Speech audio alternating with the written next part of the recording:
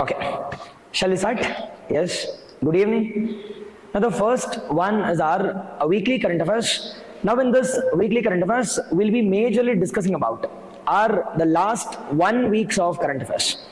Now while discussing about our weekly current affairs, now which all topics were in news in this week? The topics were in news in the weekly current affairs. Which all topics were in news? The first and foremost, the topic we call it as the UNESCO. Why this UNESCO was in news? Now recently, the 16th intangible cultural heritage site has been added as what? It is the 16th one, the intangible cultural heritage, the site by which organization? By UNESCO. We'll talk about this.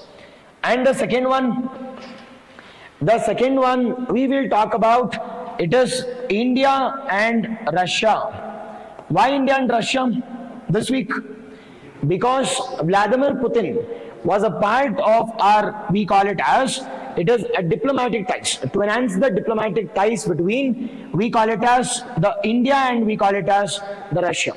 Now under this we'll also talk about which all agreements has been signed. Now in which all the themes they have discussed all about, we'll see as a part of our India-Russia, the diplomatic ties. And the second major important one here is, now India and Russia, we are celebrating the 25th, the anniversary of which one? It is strategic ties between India and Russia. Strategic ties between India and Russia. We will see all those things also. Second. The third major important one we call it as. The third major important one from our, we call it as the environment topics. Now we'll talk about the IPCA. Now what is IPCA? International Big Cat Alliance. Exactly online.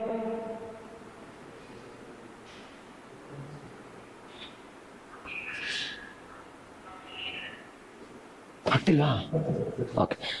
It is IPCA. Now with respect to, we call it as IPCA. What is IPCA here? International Big Cat Alliance.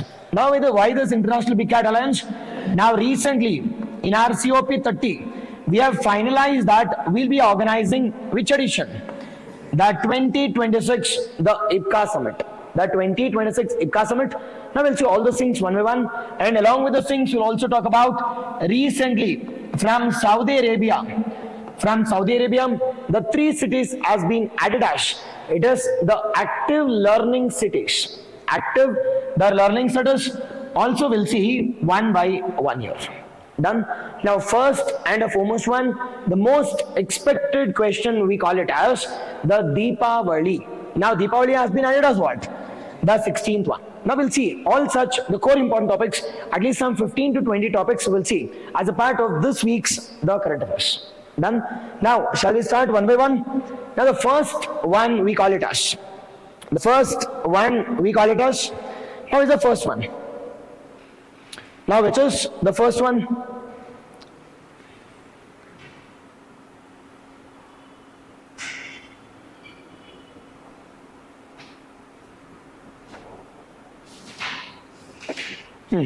Exactly one, yes. Okay now.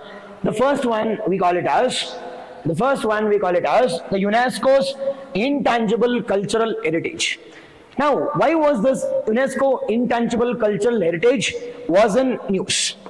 Why this was in news?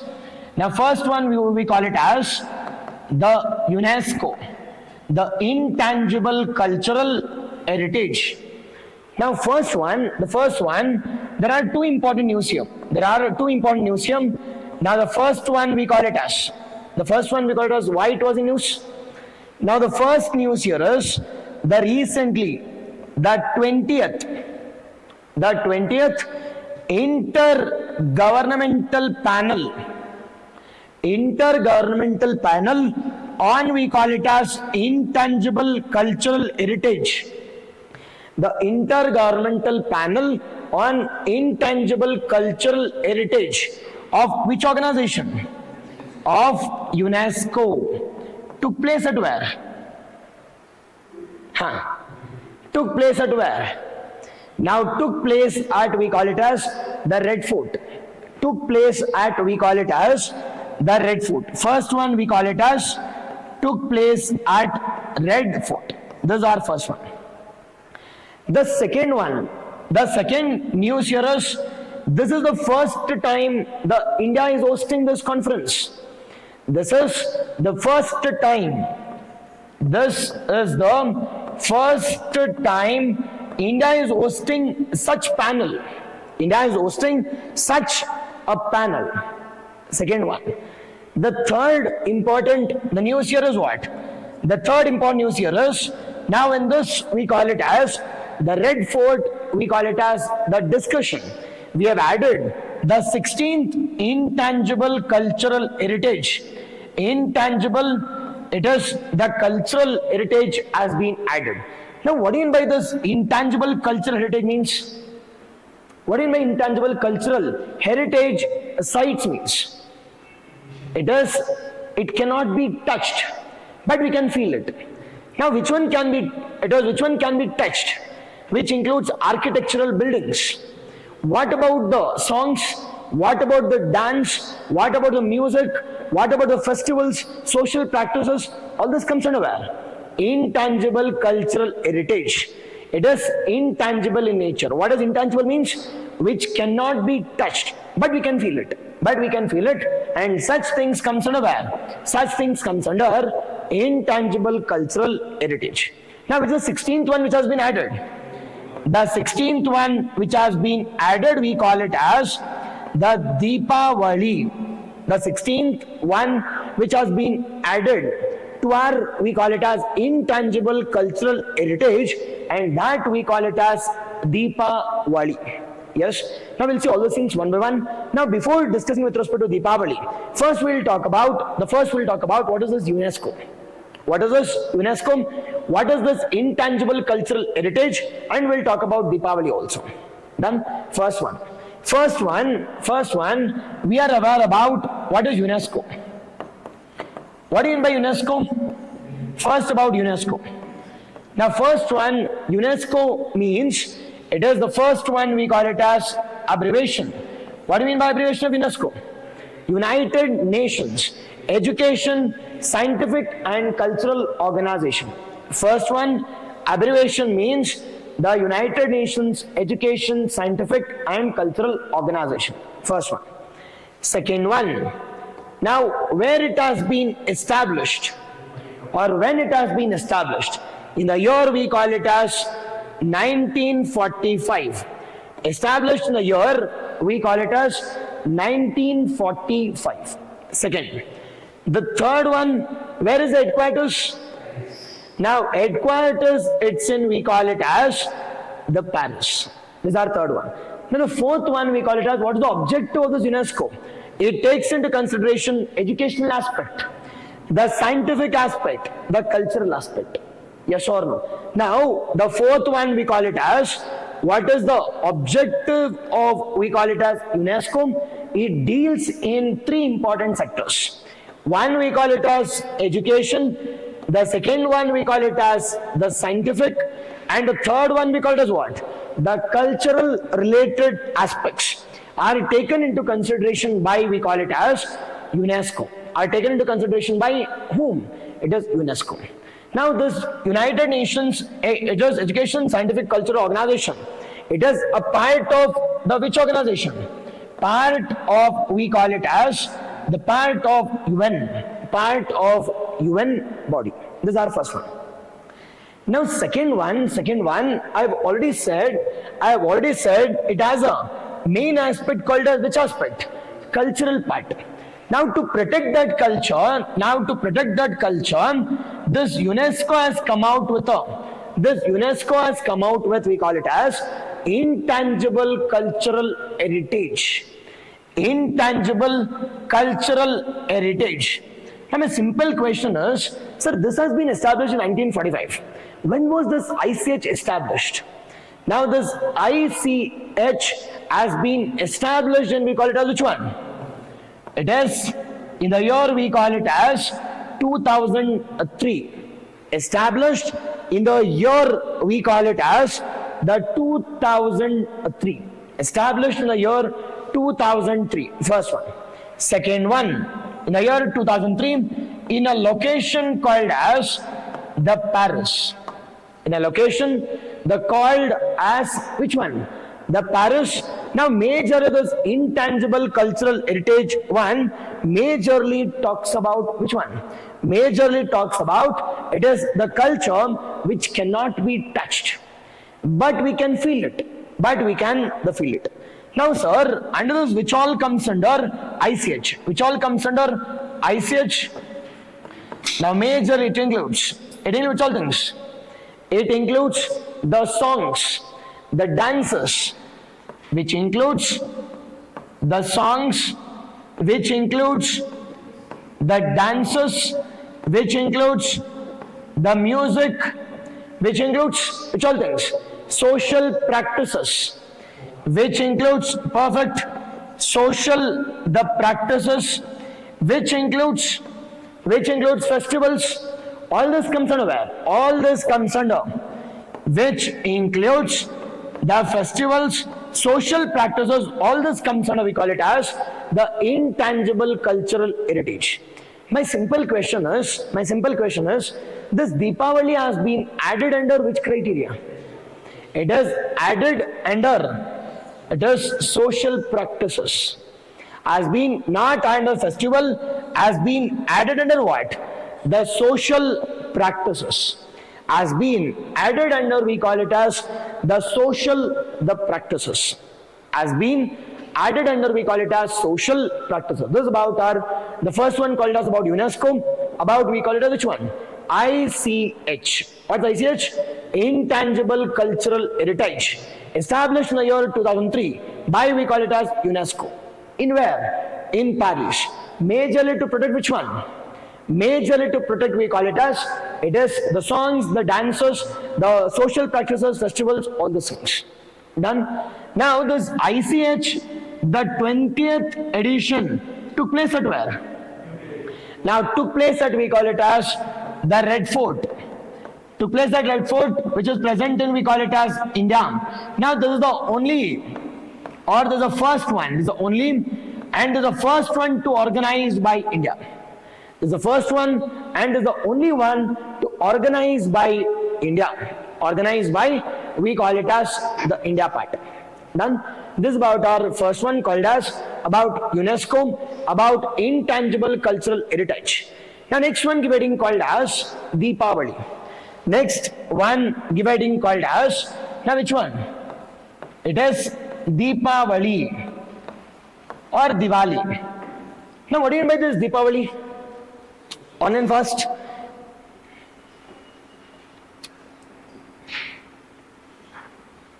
Video stuck up here.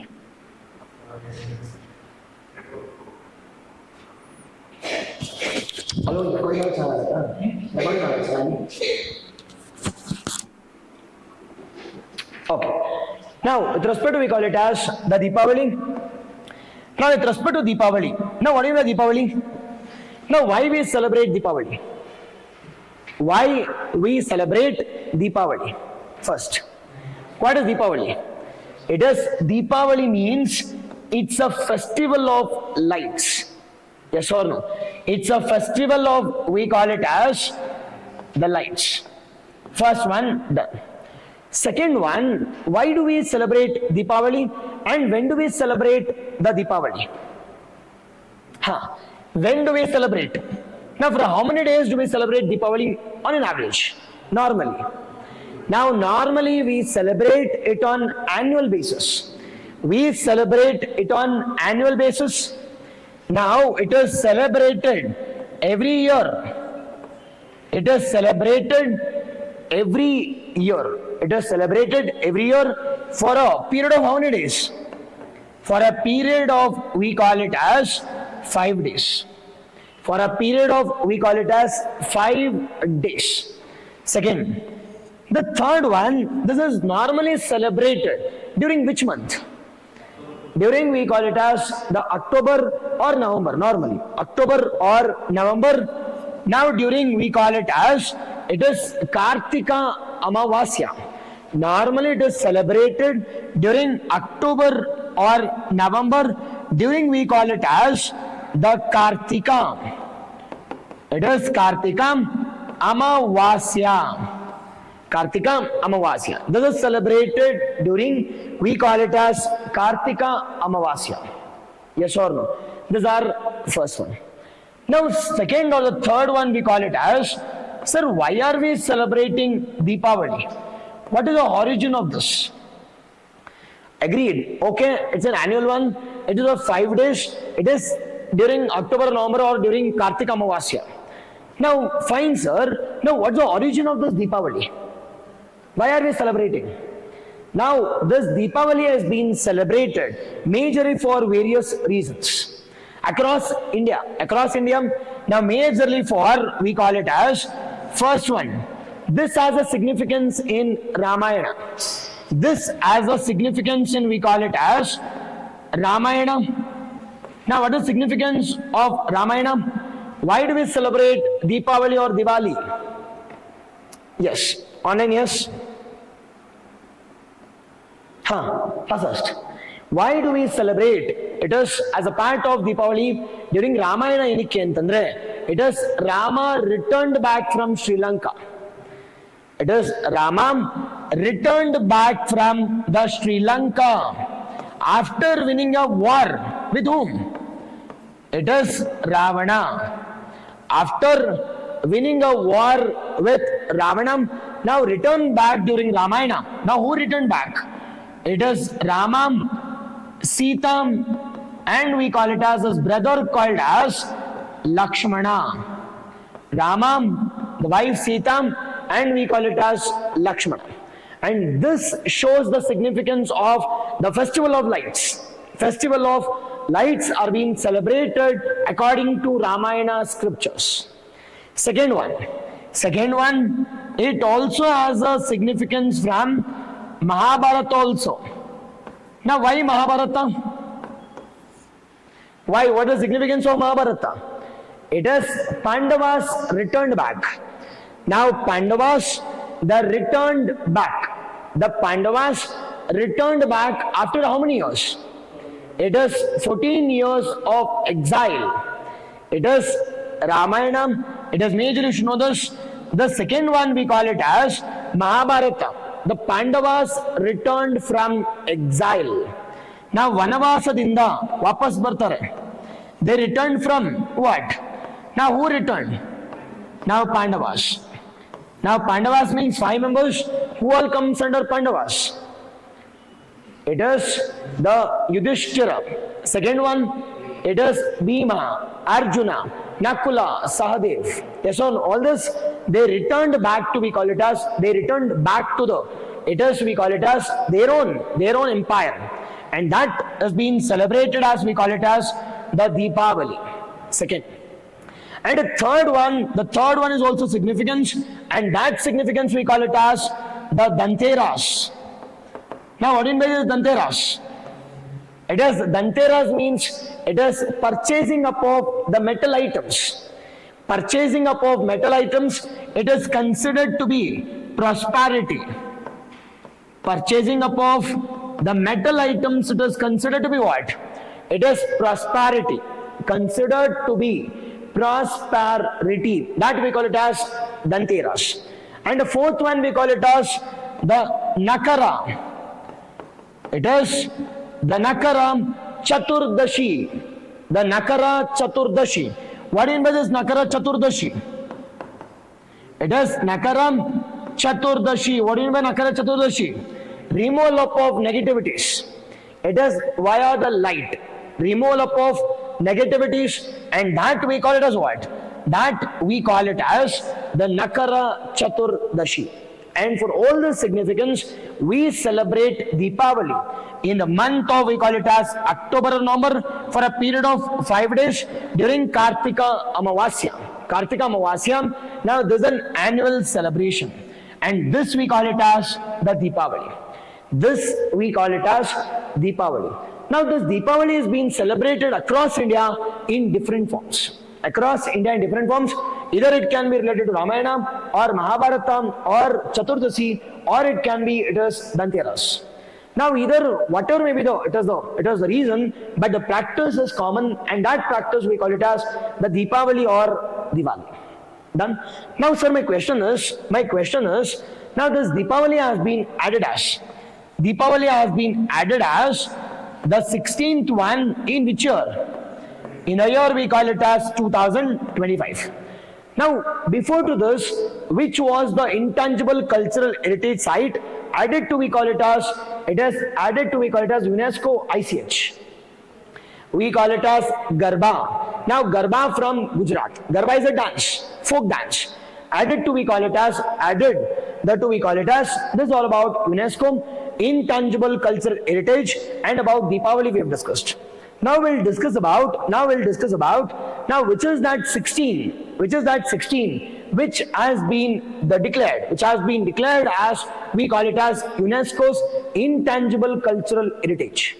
Now which is the first intangible cultural heritage which has been added to India? Added from India. The first one we call it as the Kutiyattam. The Kutiyattam, it is from, we call it as Kerala in the year 2008. In the year 2008, it is from Kerala. We have two things, the Mudiyattu and the Kutiyattam. From Tamil Nadu, Karnataka, and we call Andhra. It is Telangana also, there is no. It is ICH. From Gujarat, we call it as what? From Gujarat, we call it as Garba, which has been added in which year? 2023. And this is considered to be the 15th one. This is considered to be the 15th one. And from Rajasthan, we have Kalbelia dance. Now from Punjab, we call it as the traditional brass. And from Ladakh, we have Buddhist chantings. The chantings from Jammu and Kashmir, and from Uttarakhand we call it as Raman. Uttarakhand we have Raman. From Uttar Pradesh we call it as Ram Leela. And in general we have also added Kumbh Mela we have also added yoga. We have also added it is Navroz. We have also added Vedic chantings, major Vedic chantings from Uttarakhand. Major one, yoga, is also from India.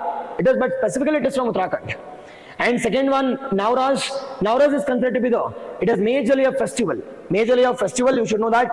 And Kumbh Mela, you should be aware about Kumbh Mela also. And you should be aware about, we call it as Durga Puja. Durga Puja from which state? Now Durga Puja from, we call it as the Kolkata, or we call it as the major one called West Bengal. And you should also know about the Chow dance. Now this Chow dance, again, it's a tribal festival dance. It's also called as mask dance. Which is famous in, we call it as the eastern states, which includes Odisha, West Bengal, and the Jharkhand. Odisha, West Bengal, and Jharkhand. And followed by this we also have from Manipur. The only one from Manipur we call, or can say northeastern states, we call it as the Sankirtana. Now this you should be aware. The 16, the intangible cultural heritage sites of India. Now which is that the 16th one which has been added. The 16th one which has been added, we call it as the Deepawali festival, has been added from which criteria?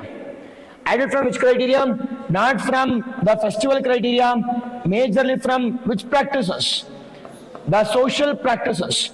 Now this Deepawali from which state? It is no state, boss. No state. It is majorly from which one? It is India.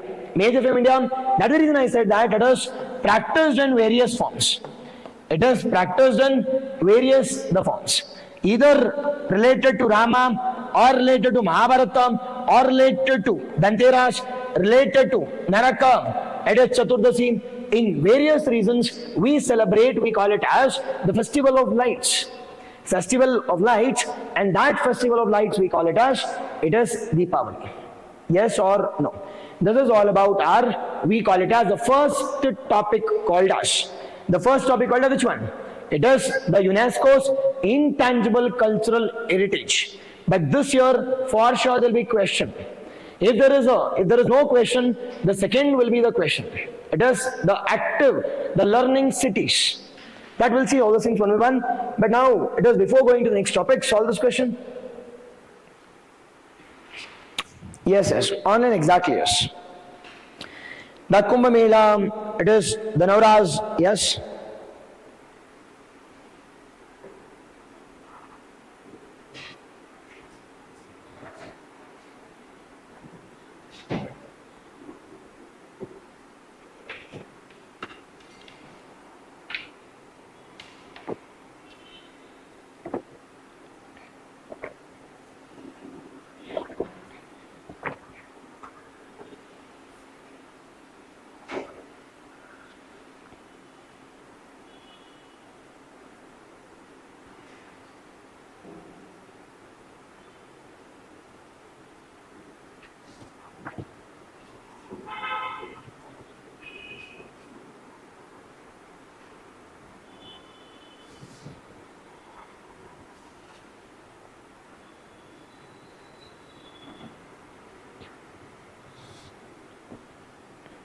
Yes, done.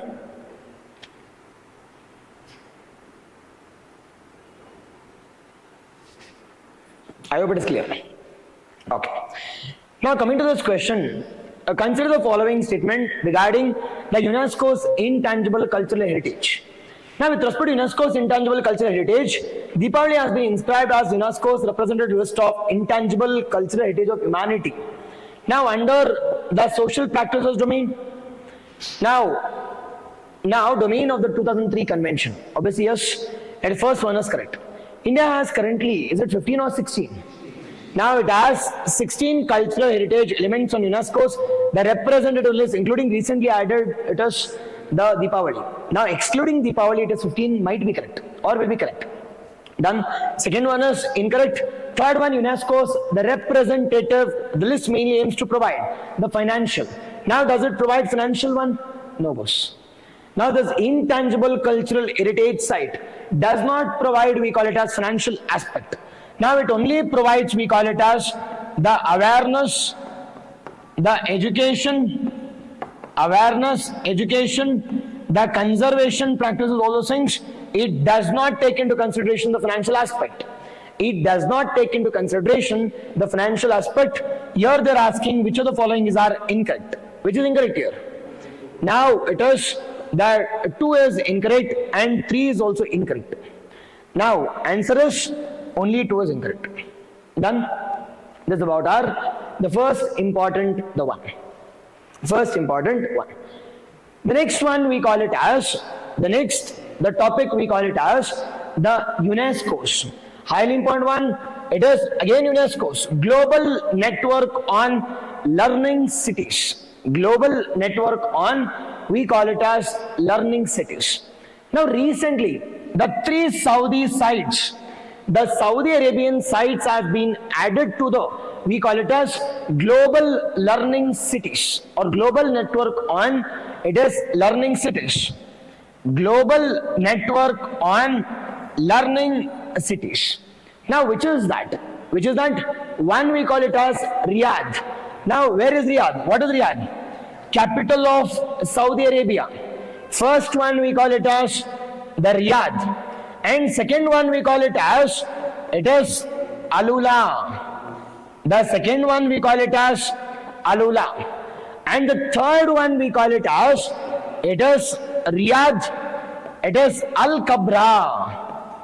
It is Riyadh Al-Kabra. I hope it is clear. First one we call it as Riyadh, the capital of Saudi Arabia, and the second one we call it as Alula. And the third one we call it as Riyadh Al-Kabra has been added under what? Has been added under, we call it as, it is Global Network on Learning Cities. Global Network on Learning Cities. Sir, my simple question is, what is this global learning on, it is, we call it as, or the global network on learning cities? What is this global? What is this we call it as? What is this we call it as majorly? Majorly the global network on learning cities. What do you mean by that? Global network on learning cities. Now this global learning on, it is the network on learning cities as being established by which organization of UN? It is perfect established by, we call it as UNESCO. Established by UNESCO. Now we are aware about UNESCO. United Nations Education, Scientific and Cultural Organization. Second, this UNESCO has been established. UNESCO has established this global network on learning cities in which year? It is in which year? In the year 2013. After 10 years of what? After 10 years of intangible cultural heritage. Second. The third one, recently the 3 cities has been added. It is from where? From Saudi. Now from Saudi Arabia, 3, the sites has been added, which is at 3 sites. It is Alula. It is second is Riyadh. And the third one we call it as the Riyadh Al-Kabra. It is Al-Kabra. Riyadh we call it as Al-Kabra. Yes or no? This is from the recent news. Now how many sites are present in India? How many global network of learning cities are present in India? Online first. How many is present from India? First. How many? Now majorly from India, we have 3 important locations or 3 important cities. Now which is that 3? Now that 3 we call it as 1 from Telangana, 2 from Kerala. We have total how many? We have total 3. Now 1 from Telangana, which is not from Telangana. It is Warangal. We call it as Warangal, first one. Second one we call it as from Kerala. We have 2 important locations. One we call it as Neelambur.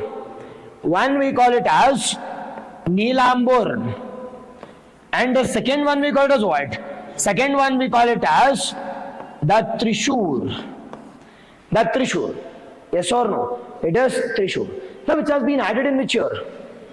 Added in the year we call it as 2022.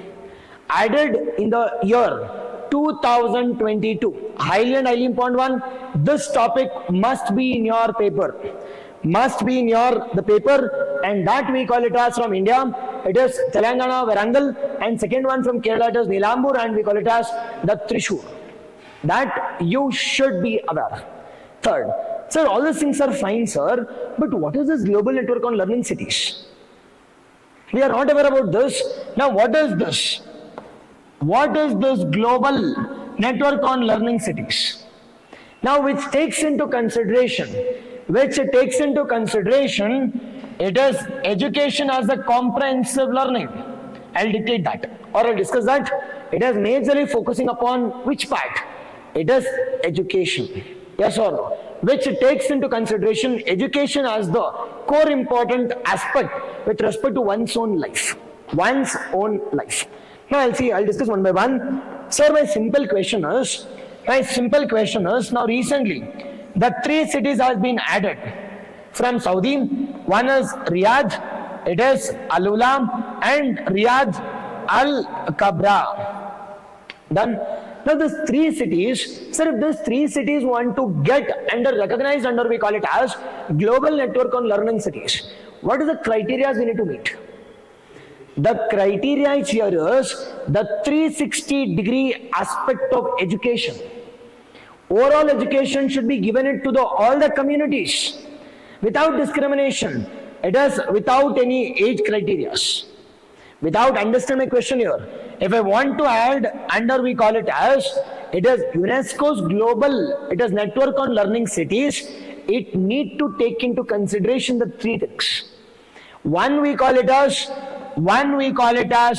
the age. One we call it as the age. Second one we call it as what? Second one we call it as what type of education? 360-degree education.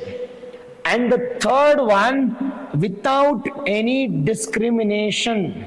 Highly and highly important one. Now these three things should be taken into consideration. These three things should be taken into consideration. On an exactly yes. Good evening, yes, yes. Okay, now three things anna match ಮಾಡಲೇಬೇಕು. ಒಂದು sir ಯಾವ age ಅವರಿಗೆ education ಕೊಡಬೇಕು? Try now. If you want to include under, we call it as global network. Now, which age group should be given education? It is no age criteria, no age barriers. Nothing but education should be provided to all. It is provided to all. Now, provided to all means it should be what? It should be inclusive. Education should be what? Inclusive. Provided to all the age groups. Starting from the childhood to the death. Education should be a comprehensive inclusion of all the genders, all the age groups. First one. Second, now what does this education, the 360 means? Now what does this 360 degree means? Now this 360 degree means A to Z education has been provided. What is that A to Z education? What is that A to Z education? Which includes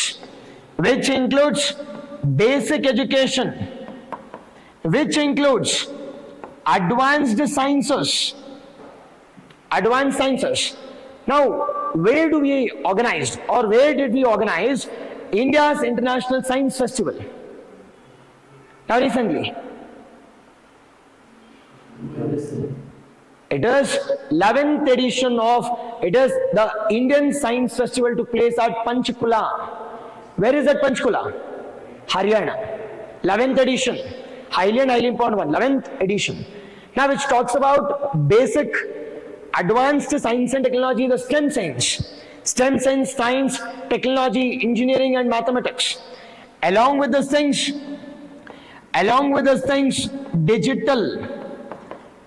digital education, financial education, skill development. The skill development, all these things has been included as a part of which one? All these things has been included as a part of education 360 degree. Yes or no? Comprehensive learning, which also includes AI. Third, now without any discrimination means what? Without any discrimination means all the communities are being included.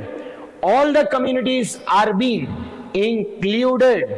All the communities, all the caste, all the religion, all the gender, all the location. Yes or no? Now don't you think this global network on, we call it as education. The education, is it good or bad?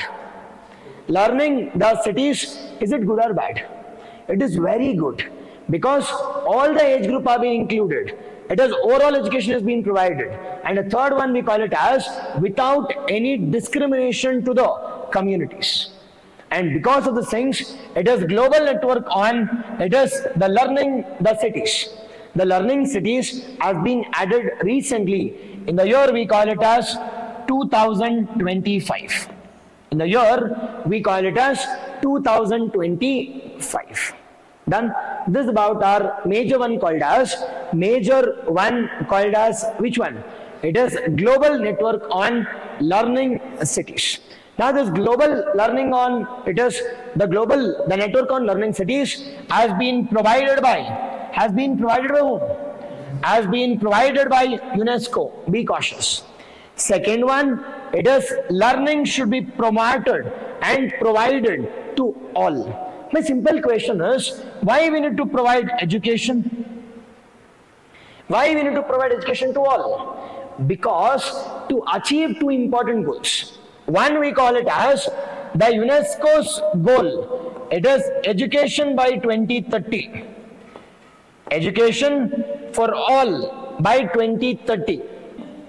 Or which SDG? SDG 4. What does SDG 4 talks about? Quality education. SDG 4 talks about the quality education. Now what do you mean by SDG? Sustainable, that development goal 4 talks about quality education. It talks about the quality education should be provided to all. Yes, yes. On an exactly yes, on an perfect, this is majorly we call it as, it is global network on learning cities. I hope it is clear now. Done. This is all about, we call it as the global network on learning cities. The next one we call it as some information related to, we call it as which one? Some information related to Saudi Arabia. Now some information related to, we call it as the Saudi Arabia. Now what is the location of Saudi Arabia? It is West Asia. The location is West Asia or Middle East. Second one, what is the capital? Now capital we call it as Riyadh. Second capital is Riyadh. Third one, the third major important one with respect to, we call it as, it is Saudi Arabia. Now Saudi Arabia is a close ally of which country? USA. Close ally of USA. The fourth one, now recently we have eliminated kafala system. It is bonded labor. Kafala system, bonded laborness. The fifth one, we call it as, the fifth major important one, we call it as, it is the prominent places of the Muslims. The Mecca, Medina. Mecca and Medina, it is present in where? Mecca and Medina, it is present in, we call it as, the Saudi Arabia. Mecca and Medina, the prominent, it is places of Muslims or Islam. It is again present in Saudi Arabia. This you should be aware with respect to, we call it as the Saudi Arabia. Done. Solve this.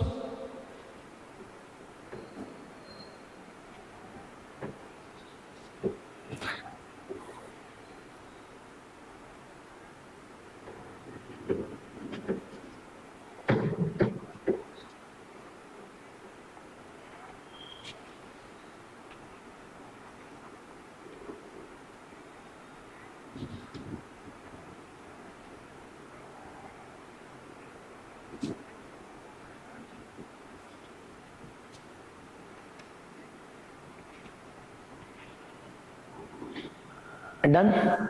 Okay. What done for this? Okay. Now, which of the following are the correct?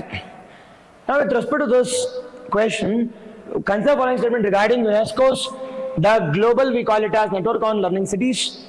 First one, global network on learning cities recognizes cities that promote what? Lifelong learning through inclusive, followed by accessible and sustainable.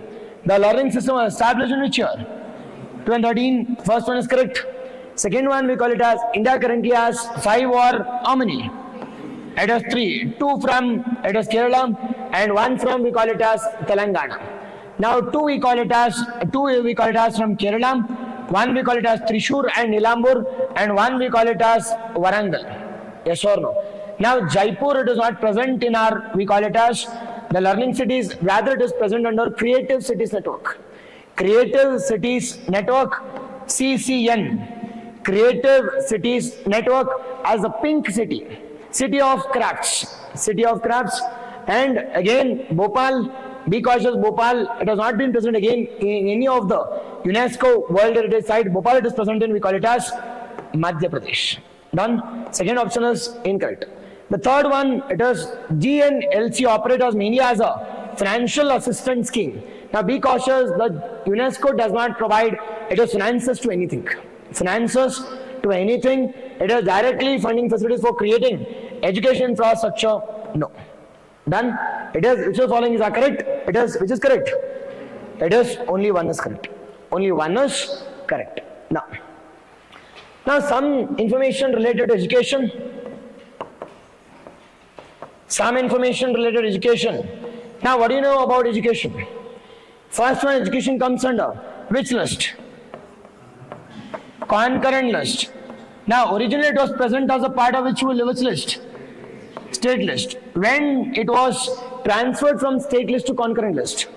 It is 42nd Constitutional Amendment Act of 42nd Constitutional Amendment Act of which year? 1976. First one done. Second one we call it as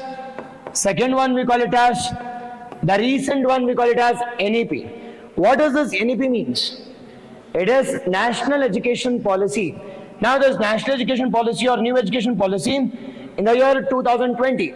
Now which has been chaired by whom? It is Kasturi Rangan. Now we call it as the Kasturi Rangan. Chairman was Kasturi Rangan, highly important one, Kasturi Rangan. Now he was also the chairman of, we call it as Western Ghats Protection Committee. Western Ghats Protection Committee. Now which is the first state to implement this NEP? It is, first state is again Karnataka. First state to reject is also Karnataka. First state to accept and first state to reject is Karnataka. And next one you should know about Samagra Shiksha Abhiyan. Samagra Shiksha Abhiyan, which has integrated which all things? Sarva Shiksha Abhiyan plus we call it as Madhyamika Shiksha Abhiyan plus the teachers training. All these things has been merged under we call it as Samagra Shiksha Abhiyan. Sarva Shiksha Abhiyan, Madhyamika Shiksha Abhiyan plus teachers education has been merged with we call it as what? It is Samagra Shiksha Abhiyan. And the fourth one we call it as, now recently it is AI teacher has been established. What is that AI teacher? IRIS. Now IRIS in which state? Kerala. IRIS in we call it as the Kerala. The fifth one, the AI, the school also. AI school also, again in we call it as Kerala. AI school, also it is present in we call it as Kerala. It's also present in we call it as the Kerala. Exactly, yes. Done. This is about we call it as education related aspects also. Education related aspect also you should be aware. Done. This is about education. And the next topic we call it as, which one? It is IPCA. It is majorly we call it as, it is the International Big Cat Alliance. The next, the news. We call it as, which one? IPCA. Now this IPCA is also called as global, or first one it is International Big Cat Alliance. It is also called as Global Big Cat, the Summit. The Global Big Cat, the Summit also. Now this International Big Cat, the next summit will be held in where? Will take place in we call it as India. In which year? In we call it as 2026. 2026. Now this has been finalized at which location? At we call it as COP30 of, it is UNFCCC. COP30 at UNFCCC, United Nations Framework Convention on Climate Change, which took place at where? Which took place at we call it as Belém. Where is Belém? Brazil. Perfect. Yes or no? It is COP30 which took place at we call it as, it is exactly yes, it is majorly Belém, the Brazil. This is about our first news. The second news here is, what is this IPCA? What does this IPCA means? When was this established? Now it has been established on the first one.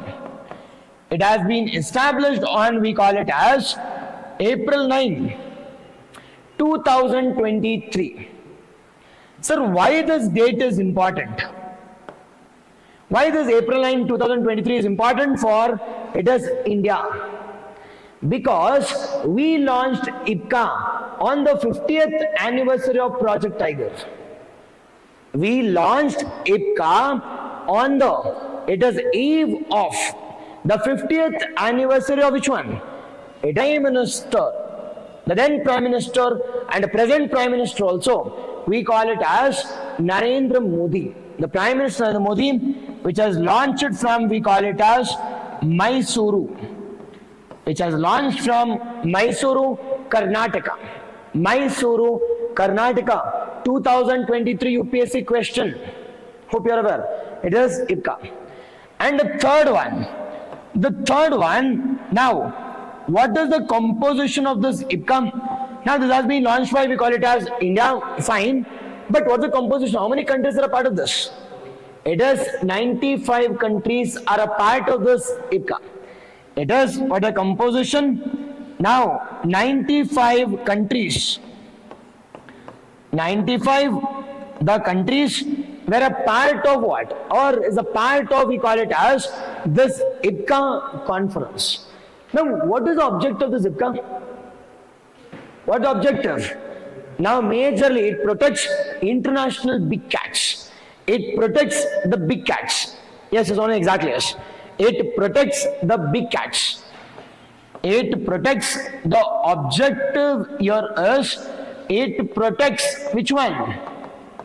It protects the big cats. Now, how many big cats are being protected? Now, 7 big cats are being protected. How many big cats are being protected? The 7 big cats. The 7 big cats. Now, the 7 big cats includes. Now, which all things? Perfect.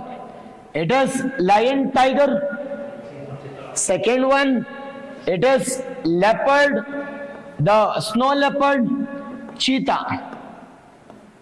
Leopard, snow leopard and cheetah. It's not clouded leopard. Be cautious. Third one, puma, and we call it as jaguar. Now, out of this 7, which is present in India? How many is present in India? It is first 5 is present in India. It is present in India, but in India it is absent. In India, puma and jaguar is absent. Out of this, what is the IUCN status? What is the IUCN status of tiger? Tiger is endangered. Except this, what is the IUCN status of lion, leopard, snow leopard and cheetah? It is vulnerable. Now, what does endangered and vulnerable means? Vulnerable means less than 10,000 population. Less than 10,000 population. Endangered means what? It is less than 2,500 population. Less than 2,500 population. We call it as what? We call it as endangered, and vulnerable means less than 10,000 in number. Done? After this, where is the headquarters? Where is the headquarters? Headquarters, it's in New Delhi, India. Headquarters is present in New Delhi, India. Headquarters is present in New Delhi, India.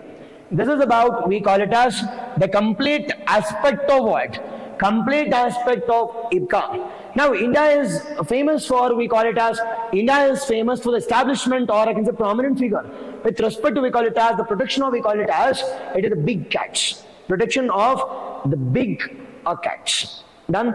Now, shall we see about, little bit about big cats? Done.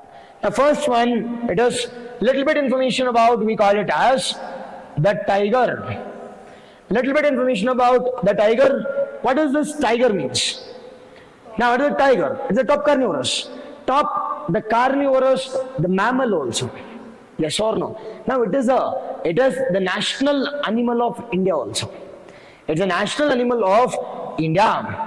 It is that we call it as Royal Bengal tiger. Royal Bengal tiger, it is considered to be we call it as which one? It is considered to be the national animal of India. First. National animal of India. First one. Second.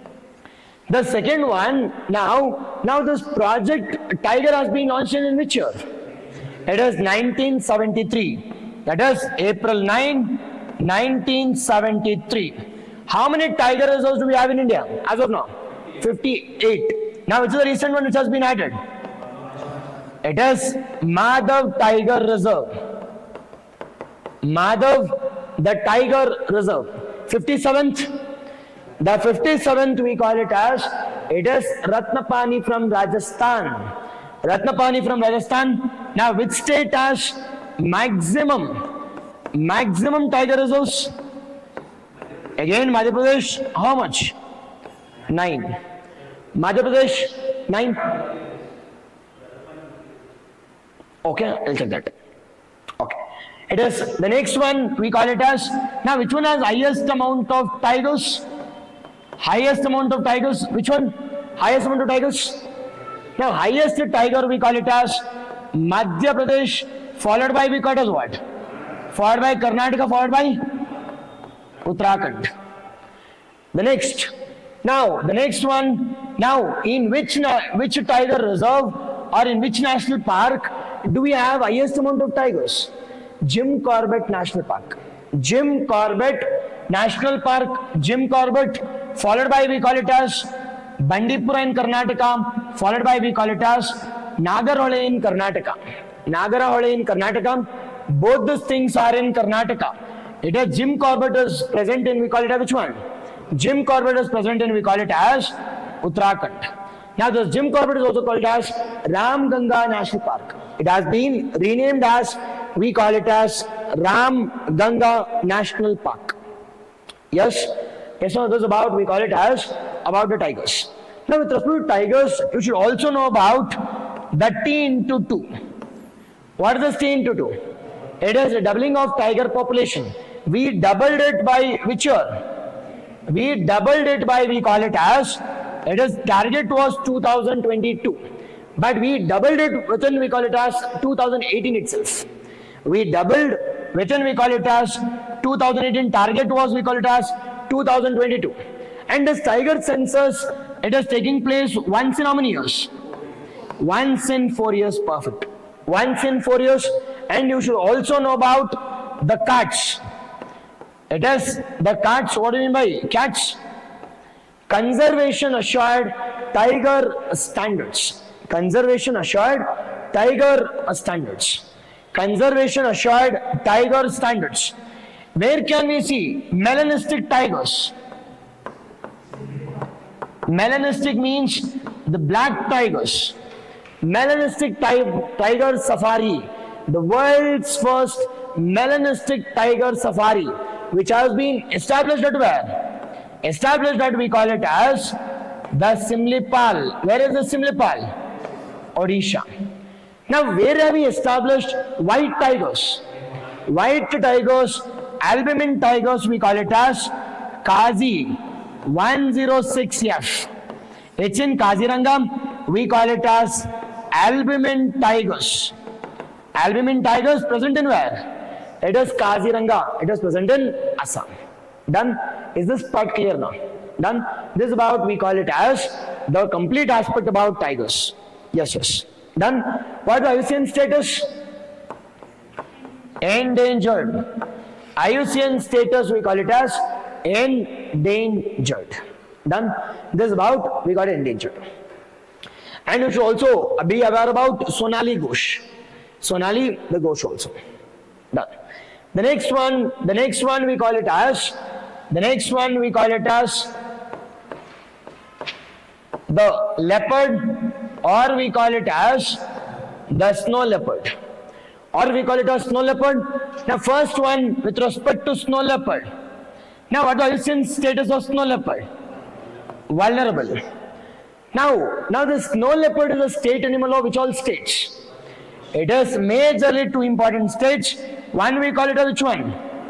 Himachal Pradesh, and we call it as Himachal Pradesh and Uttarakhand. Even Ladakh also. Be cautious. Now where can you see highest amount of, we call it as the snow leopards? Hemis National Park. Snow leopard highest is present in Amis, and that Amis is present in where? Ladakh. And the other reason this Amis is called as the snow leopard capital of the world. This Amis National Park is called as the snow leopard capital of the world. Snow leopard capital of the world. Done. This is about snow leopard. And little bit information about the normal leopard. Normal leopard. Now, first one, which state has highest amount of leopard population? Again, Madhya Pradesh. Highest amount is present in Madhya Pradesh, followed by which state? Maharashtra, followed by Karnataka, followed by Tamil Nadu. Followed by Tamil Nadu. Second one, what IUCN status? Vulnerable. IUCN status, we call it as vulnerable. Exactly, yes. Exactly, perfect, exactly, yes. This is about the leopard. And next one, the next one we call it as the cheetahs. The next one we call it as which one? Cheetahs. Yes or no, boss? Now, what do you mean by cheetah? Now, do we have cheetahs in India, Asian cheetahs? It is majorly we call it as African cheetah. We are normally talking about which one? We are talking about which cheetah? African cheetah. Yes or no? Now, our Asian cheetah was extinct in which year? Was extinct in the year 1952 itself. In the year 1952. Now, this Asian cheetahs got extinct. But we imported African cheetahs. We imported African cheetahs after 2020. After 2020 from 3 countries. Which is the 3 countries? One is Namibia. Second one we call it as South Africa. And the third one we call it as Botswana. The third one we call it as Botswana. Now from Namibia, how many? 8. From South Africa, 12. Again from Botswana, it is 8. Done. Now after this, where are we planning it to release? Where are we planning it to release? Now which will be the home? Now home will be majorly the 2 important places. One we call it as what? Kuno National Park. And second one we call it as Gandhi Sagar Wildlife Sanctuary. The Kuno National Park, and we call it as Gandhi Sagar Wildlife Sanctuary. Both the things are present in where? Madhya Pradesh. They are planning for the third home also, and that we call it as the Badla. It is Badla. It is the major one will be. It is major the third home, but not yet it is officially declared. But as of now, it is Kuno National Park and Gandhi Sagar Wildlife Sanctuary. We have released, we call it as the cheetahs. Now, what is the IUCN status of African cheetahs? Vulnerable. African cheetahs is vulnerable. Asian cheetahs is what? Critically endangered. CR. CR means less than 250 number. Less than 250 number. What does vulnerable means? It is less than 10,000 in number. 10,000 in number. Exactly, yes. The project cheetah. Now, who is this handling this African cheetah, project cheetah? It is handled by, we call it as NTCA. What NTCA means? National Tiger Conservation Authority. National Tiger Conservation Authority is handling it is related to, we call it as taking the African cheetahs from the Africa back to India. It is to India, and this at least you should be aware. Done. This is related to, we call it as related to, complete about IPCA. Yes, on exactly, yes.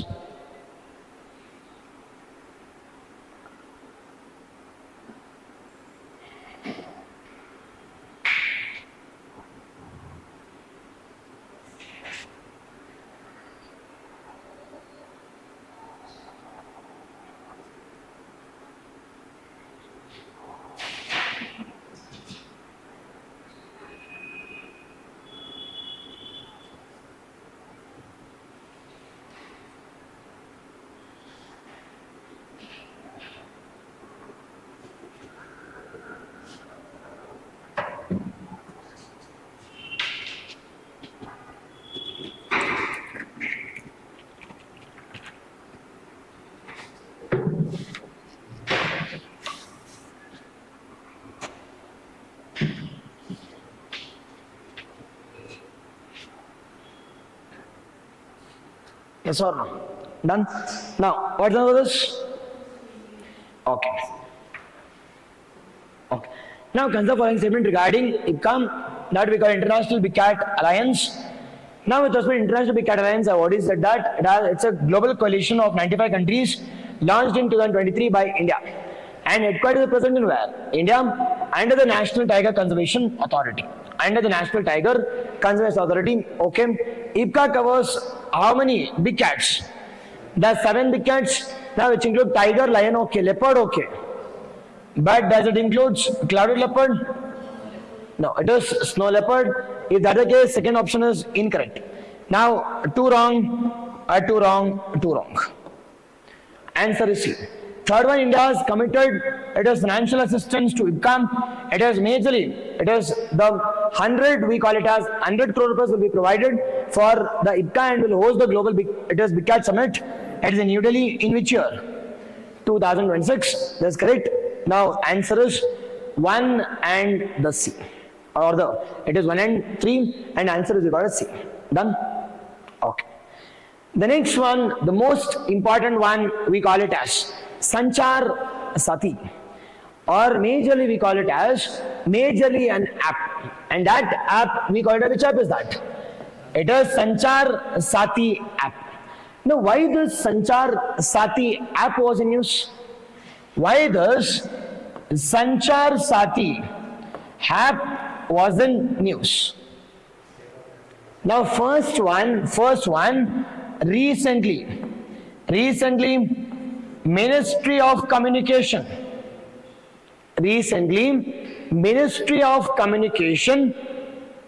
has provided a personal guidelines, not a public guidelines. It was not a public guidelines, rather it was what? Personal guidelines to whom?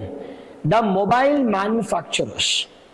Personal guidelines to whom we call it as the mobile manufacturers. Now, who all comes under mobile manufacturers in India?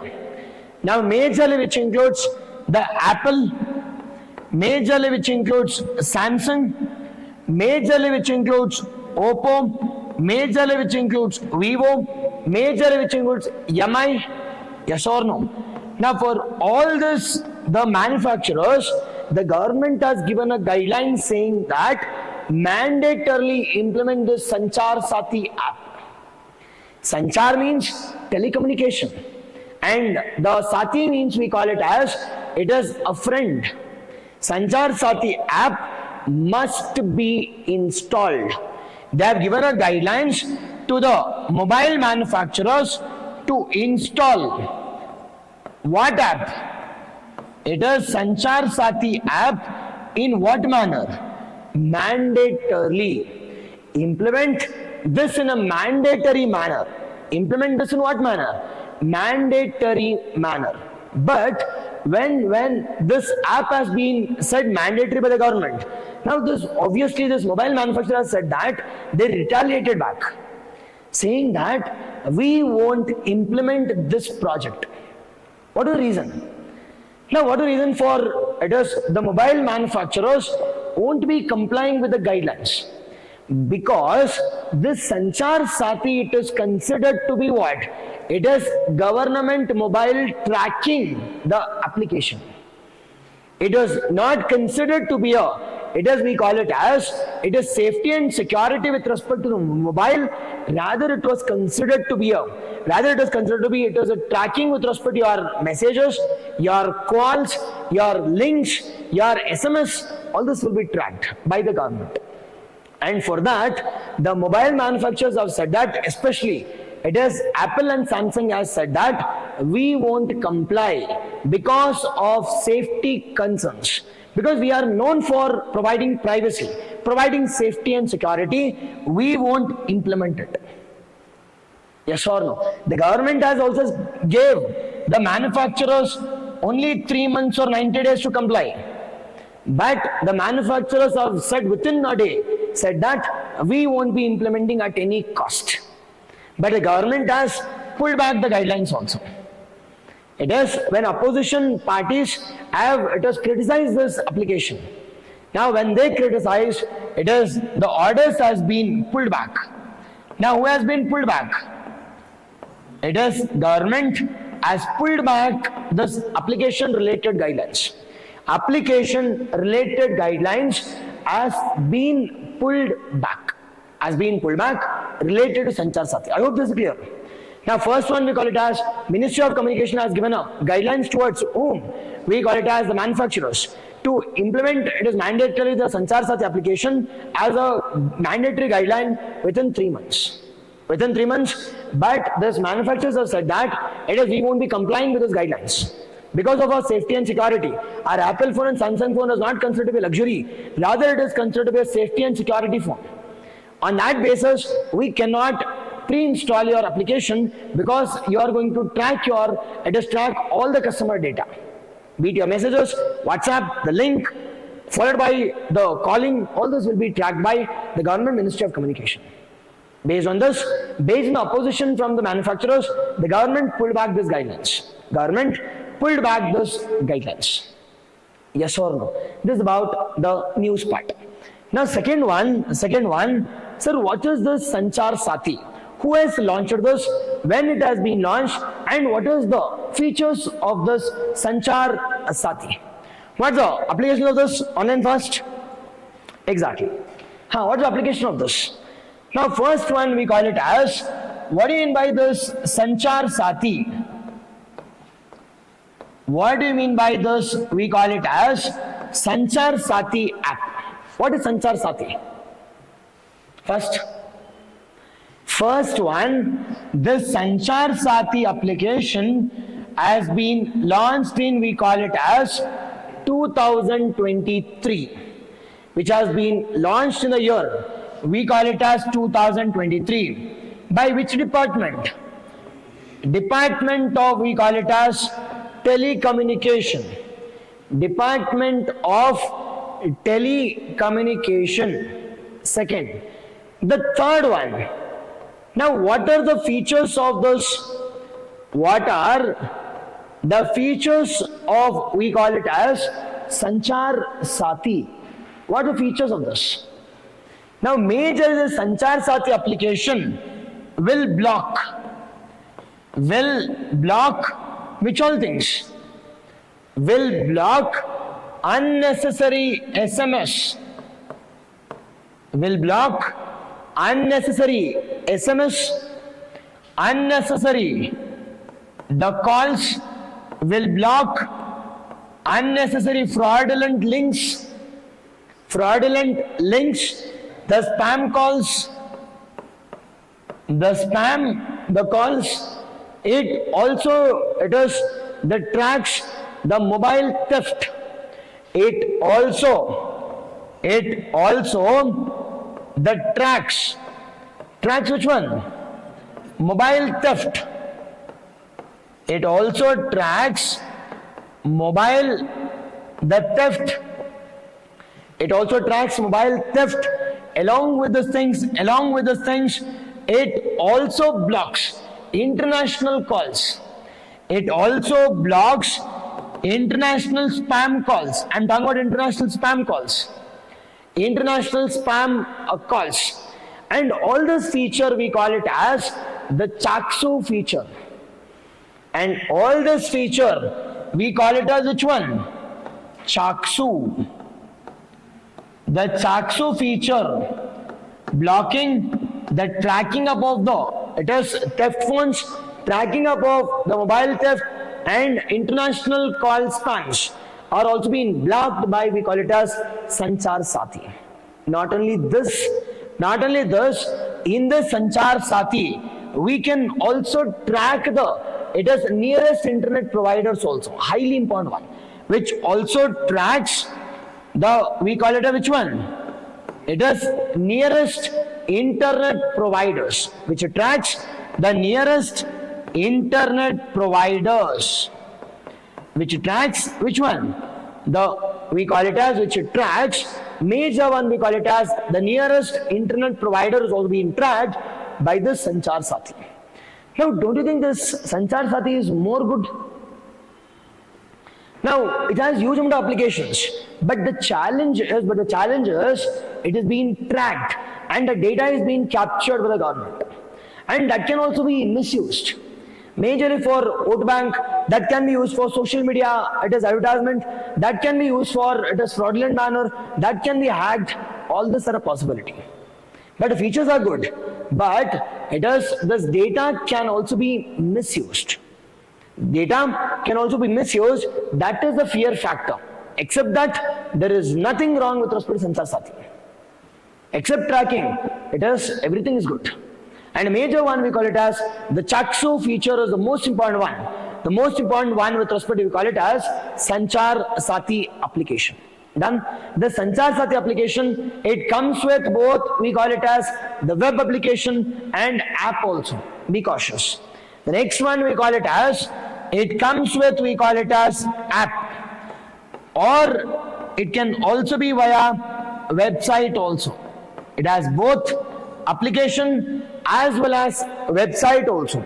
Application as well as website also to track, to reduce the scams, to reduce the spams with respect to the cyber security, fraudulent calls, all those things can be reduced. Majorly financial scams can be reduced, cyber security scams can be reduced.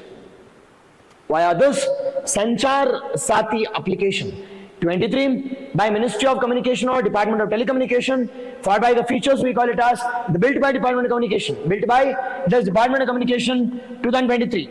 The features which includes Chatsu feature, block number of SMS, the WhatsApp messages are also being blocked. WhatsApp messages can also be blocked. WhatsApp, SMS and WhatsApp calling messages, the spam, the links, the cyber security can also be blocked via this we call it as Sanchar Sati application. Yes or no? This is about we call it as Sanchar Sati. This is we call it as the features. Done? Okay. Solve now.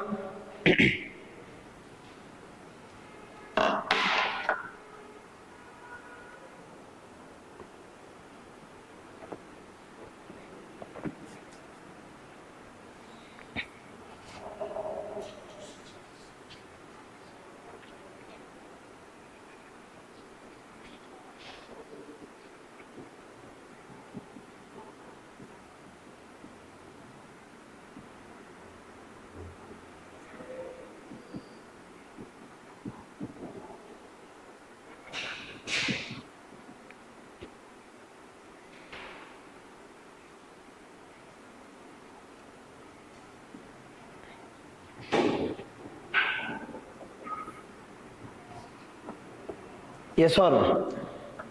Now, coming to this Sanchar Sati, highly was in use.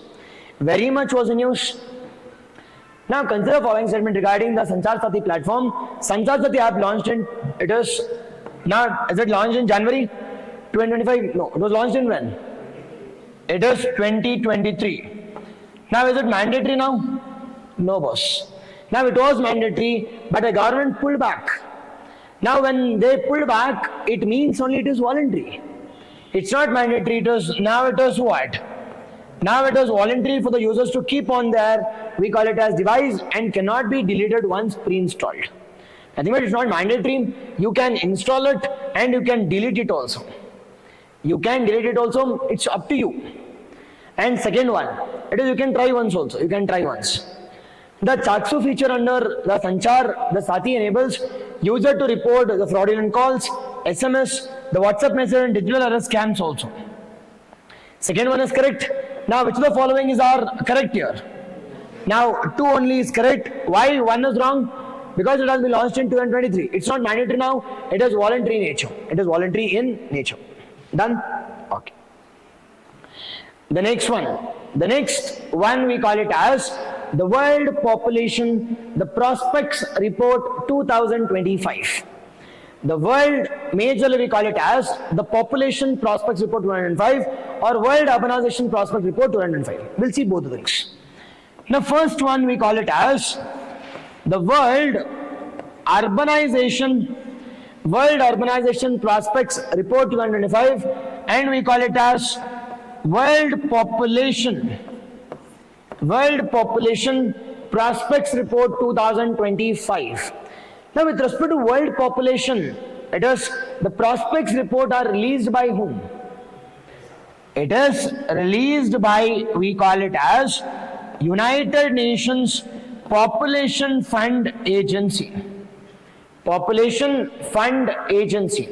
UN, it is PFA, related to Population Fund Agency. Yes or no? It is first one. Second one, related to urbanization. Related to urbanization. Who has released related to urbanization? UN DESA. Now what is UN DESA? United Nations, it is Department on Economic and Social Affairs. UN DESA means Economic and the Social Affairs. United Nations DESA, that means the Department of Economic and Social Affairs. Done? Majorly. Now we'll talk about both the things also. Both the things. Now with respect to population, which country has the highest amount of population?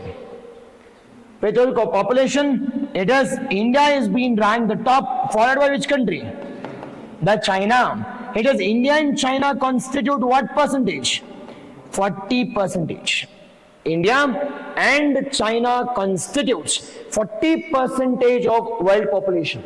40% of, we call it as world population first. Second one, according to UN DESA, now which countries constitutes or the which cities contributes? It is highly urbanized one. It is a 4. One we call it as Jakarta. Now where is Jakarta? Now Indonesia. Now the Jakarta has 42 million population. In Jakarta, we have 42 million population. Followed by that, we call it as Dhaka. Where is Dhaka? Bangladesh. As 36.6 million population. 36.6 million population. What about the third one is Tokyo and New Delhi. Now with the New Delhi of, we call it as the 30 million population. 30 million the population. Yes or no? Be cautious. Remember this.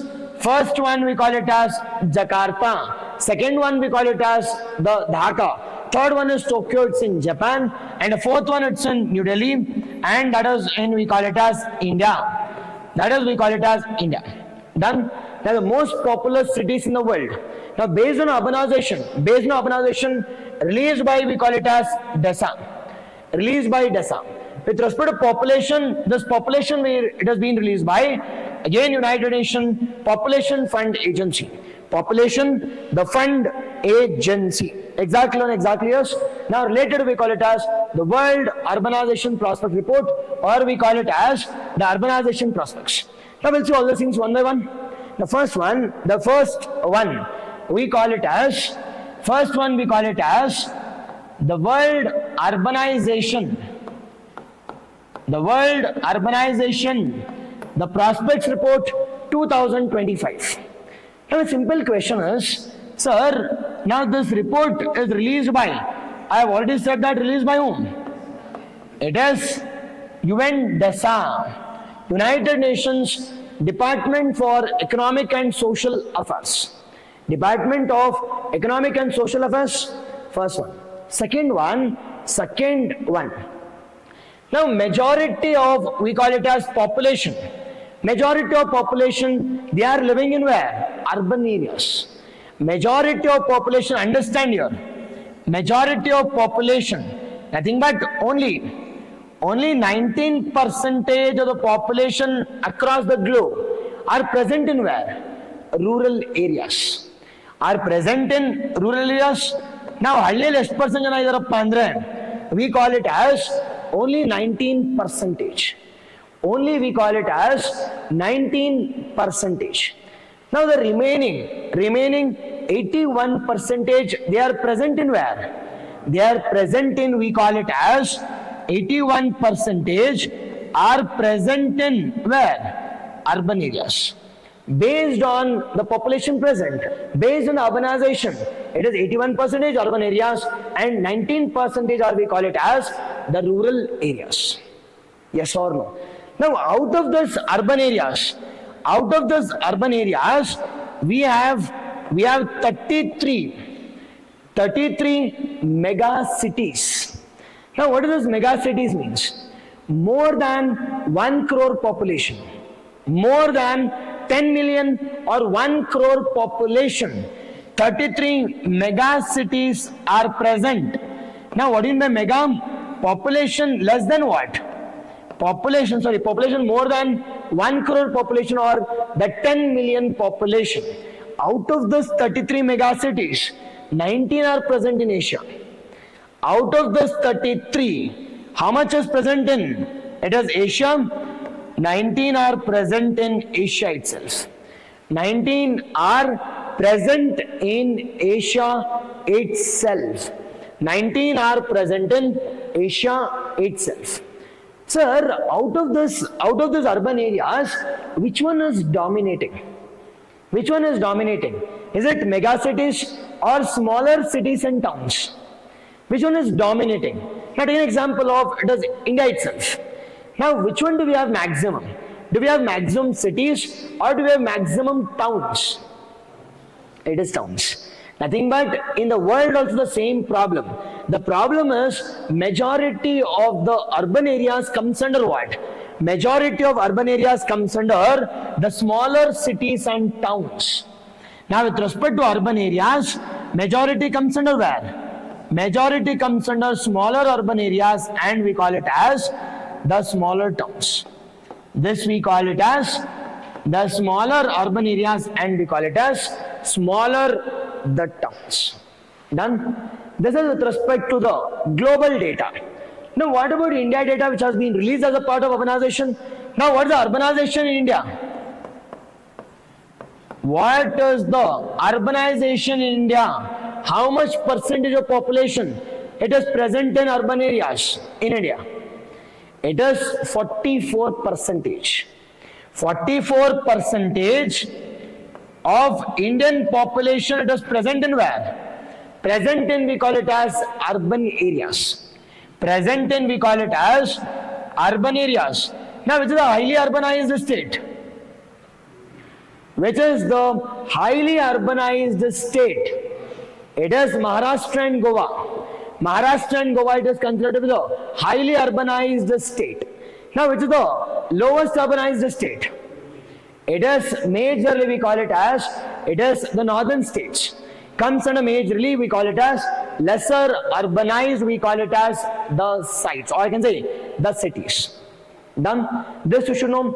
And second one, India and China constitutes what percentage of population? 40% of population. 40% of population, they are considered to be the topmost cities. Topmost population India is first populous and China it is considered to be the second populous. Yes or no? This is released by UNDESA on the basis of the parameter of urbanization. On the basis of degree of urbanization, all the things are being classified. All the things are being classified. First I said it is totally 19% is urban, so 19% is rural and remaining is what? The urban areas. And within these urban areas, it is we have 33 megacities, 19 are in Asia. And majority comes from where? Smaller urban areas and towns. Smaller urban areas and towns. With respect to India, 44% is urbanized and remaining we call it as, it is 56% is present in where? The rural areas. Second one, it is India and China constitutes 40% of we call it as the population of we call it as, it is the world as such. Done? This is about we call it as the prospects report. Yes, yes. Exactly.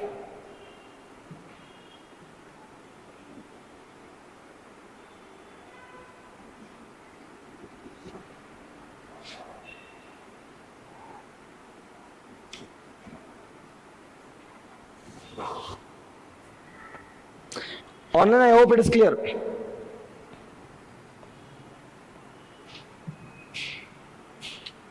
Yes or no? Done? Yes, yes.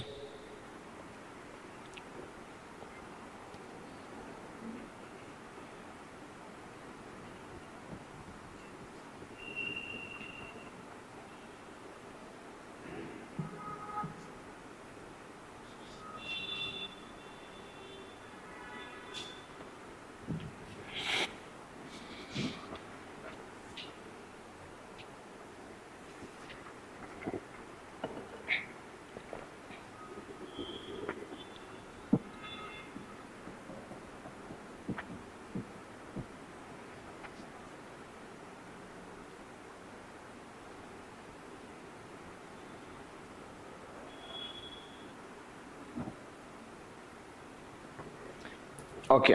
Online, what's the answer for this?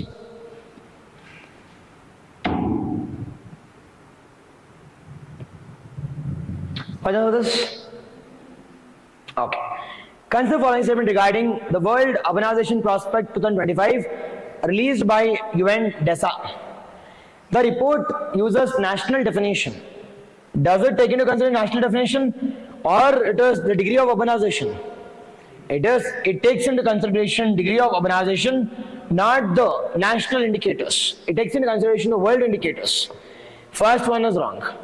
Second one, according to the report, Jakarta has become the most populous city in 2025 by overtaking Tokyo. The third one, not the second one. Again, second is also incorrect.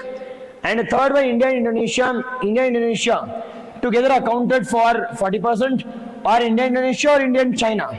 India and China account for 40%. Now, which of the following is correct? Which of the following is correct? It is, we call it as none of them is correct. None of them is the correct. Done? I hope it is clear.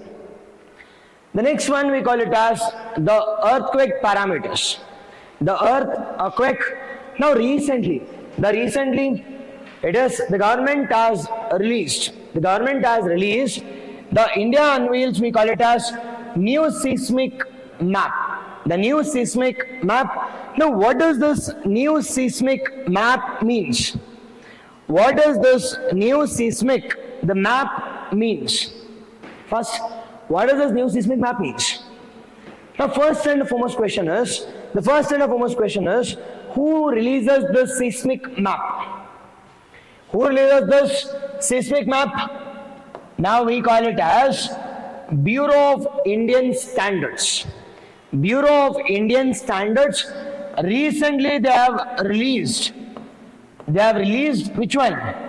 2025, the earthquake zonation or the earthquake zones. Now initially we had how many? Initially we call it as 5. Initially we had, one we had, second I'll say that 1, 2, the 3, the 4 and 5. But later on this 1 has been removed. Why 1 has been removed? Because this earthquake does not impact anyone. Even if it is releasing also, it does not impact anyone. Now after that, we had only how much? We had only 4, starting from 2 to we call it as what? The 5. Now in the year 2025, Bureau of Indian Standards has added one more parameter or one more zone, and that zone we call it as what? That zone we call it as the 6th zone. It is the second one, the 3rd, 4th, the 5th, and we call it as the 6th one. Now traditionally we had, starting from 2 to, it is 5, but now we call it as the 6th one also. We have 6th one also. 6th one also. This we call it as the recent one. Now sir, the 6th one has been added recently. Now the 6th one, now the complete Himalayas. The complete Himalayas comes under complete Himalayan arc. Complete Himalayan arc, be cautious. In the exam they'll be giving such statement. It is saying that the complete Himalayan arc comes under which zone? Comes under 6th zone. What does 6th zone means? High seismic energy. High we call it as the seismic energy. High seismic energy. It comes under, we call it as high seismic energy. It comes under, we call it as, high seismic energy. Now my question is, now what is earthquakes? What do you mean by earthquakes? Now, what do you mean by earthquakes? First, some 10 points about earthquakes. What's earthquakes? Now, earthquakes means release of the energy. Release of energy from where? From the deeper part towards the surface. From the deeper interior part towards the surface, we call it as earthquakes. First one done. Second one, the release part we call it as, the releasing part we call it as focus or hypocenter. The releasing part we call it as the focus or hypocenter. Now surface of the earth. Surface of the earth we call it as epicenter. We call it as epicenter. Second, the third one. Now what are the different? It was measurements. We have to measure the earthquakes. We have two important scales. Perfect. One we call it as what? One we call it as Richter and Mercalli. Now what is this Richter scale and Mercalli scale? Now this Richter scale and Mercalli scale measures which all things? Now Richter scale measures, it is energy or magnitude. Richter scale measures which one? Energy, or we call it as magnitude. Now the scale ranges from which to which? It is 0 to, we call it as what? It is 10. The scale ranges from 0 to 10. What would Mercalli scale? This Mercalli scale measures the destruction or intensity. Destruction or intensity. It measures destruction or intensity. This ranges from where to where? It is 1 to 12. 1 to, we call it as the 12. 1 to 12. That we call it as exactly, yes. Exactly, we call it as the Mercalli scale and the Richter scale. Done. Now the next one. Now with respect to, we call it as, now in India, now it is Bureau of Indian Standards. Now this BIS comes under which ministry? BIS comes under Ministry of Consumer Affairs. Ministry of Consumer Affairs, Food and Public Distribution. Be cautious, this BIS provides the standards related to the products, different locations also. Standards are being provided. Now who provides the quality standards for gold? Hallmark. Who provide it is safety for the cars. It is safety for metals. Safety with respect to, we call it as, it is the products eateries, FSSAI. Yes, so for eateries, FSSAI. For usable products, it is BIS. Usable products for consumer products, it is BIS. Bureau of Indian Standards and the Ministry of Consumer Affairs, Food and Public Distribution. Yes or no? Now what was the highlight of this BIS? What was the highlight of, we call it as the BIS? Now BIS, the seismic, we call it as the zoning 2025. The BIS zoning 2025. Now according to this BIS zoning 2025, India has been divided into how many zones? India has been divided into, we call it as, it is 5 zones. Starting from, it is 2 to 6. First one we call it as, now 2 to, we call it as the 6. How many zones? We have 5 zones. Second, now the complete Himalayan arc comes under which zone? Zone 6. Why zone 6? Because it is present on the convergence between the 2 plates. Now which is that convergence between 2 plates? It is Eurasian plate to the north and Himalayan plate to the south. It is because of convergence, there is a fault. Now when there is a fault, there is a release of what? Energy. When there is a fault or when there is a fracture, release of energy takes place. Release of energy, it takes place. Second, the third one. Now how much area in India comes under earthquake zone area? Earthquake zone area, it is to moderate to high risk zone. How much percentage? Now if it is India 100% based on area, it is 61% comes under where? Earthquake zone. 61% of India's area comes under which one? Comes under moderate to very risk earthquake. Comes under, it is moderate to very risk zone. Moderate to, we call it as very risk zone. Yes. Now with respect to population, how much percentage of population are present in very risk zone? Based on population,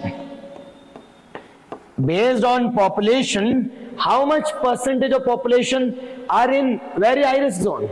75%. It is based on population, how much percentage is present in, it is very high risk zone.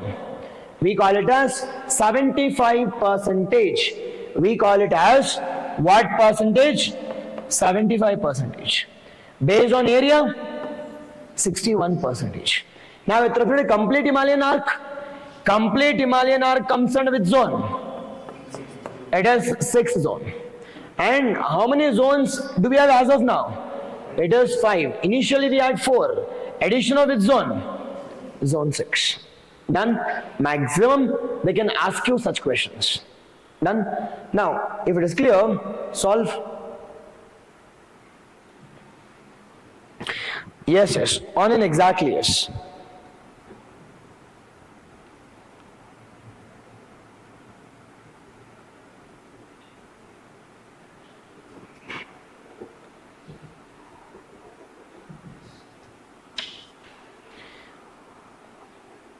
Online, I hope you guys are following.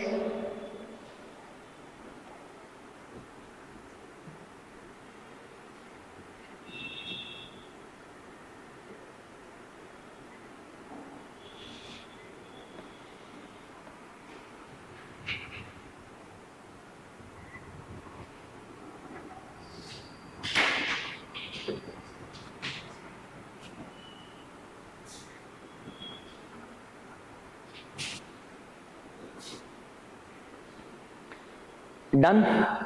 Okay now. What's done with this?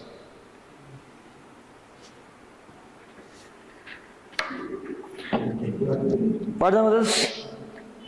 Okay. We'll see that one by one.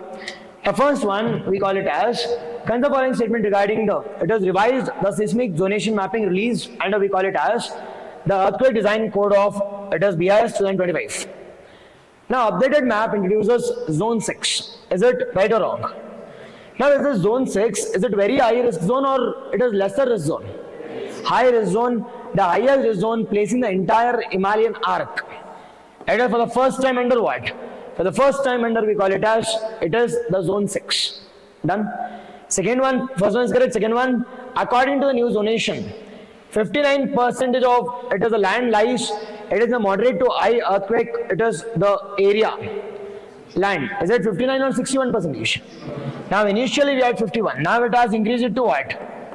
61%. And the third one, under the revised framework, the boundary between two zones, it automatically fall into low risk zone. A high risk zone, why? Because conversion of two plates. It is again, third one is also wrong, again common sense, yes, you got the point now. And which one is incorrect here? It is 2 and 3 are incorrect. 2 and 3 are incorrect, 1 is correct here. I hope it is clear. Done. This is about the major one called as related to earthquakes. Sir, my simple question is, what are different types of earthquakes we have? What are the types of earthquake waves? What are different, we call it as, it is earthquake energy we have in our world. Which is that? Now the first one, we have two types. One we call it as body waves and the second one we call it what? Surface waves. Yes, waves. First one we call it as body waves. Now what do you mean by body waves? What do you mean body waves? What do you mean by surface waves? Huh. What is body waves and what is surface waves? Now body waves andre enu? Now body waves means the original waves. If it is coming from the interior to the surface, we call it as body waves. When these body waves interact with the rocks which is present in our surface, yes or no? Original waves we call it as body. When it interacts with surface, we call it as surface waves. Now body waves are divided into, we call it as the two waves. Again, one is called as the P waves. P waves means primary waves. And second one we call it as S waves. S waves means the secondary waves. S waves, secondary waves. Now this P waves travels in all the medium.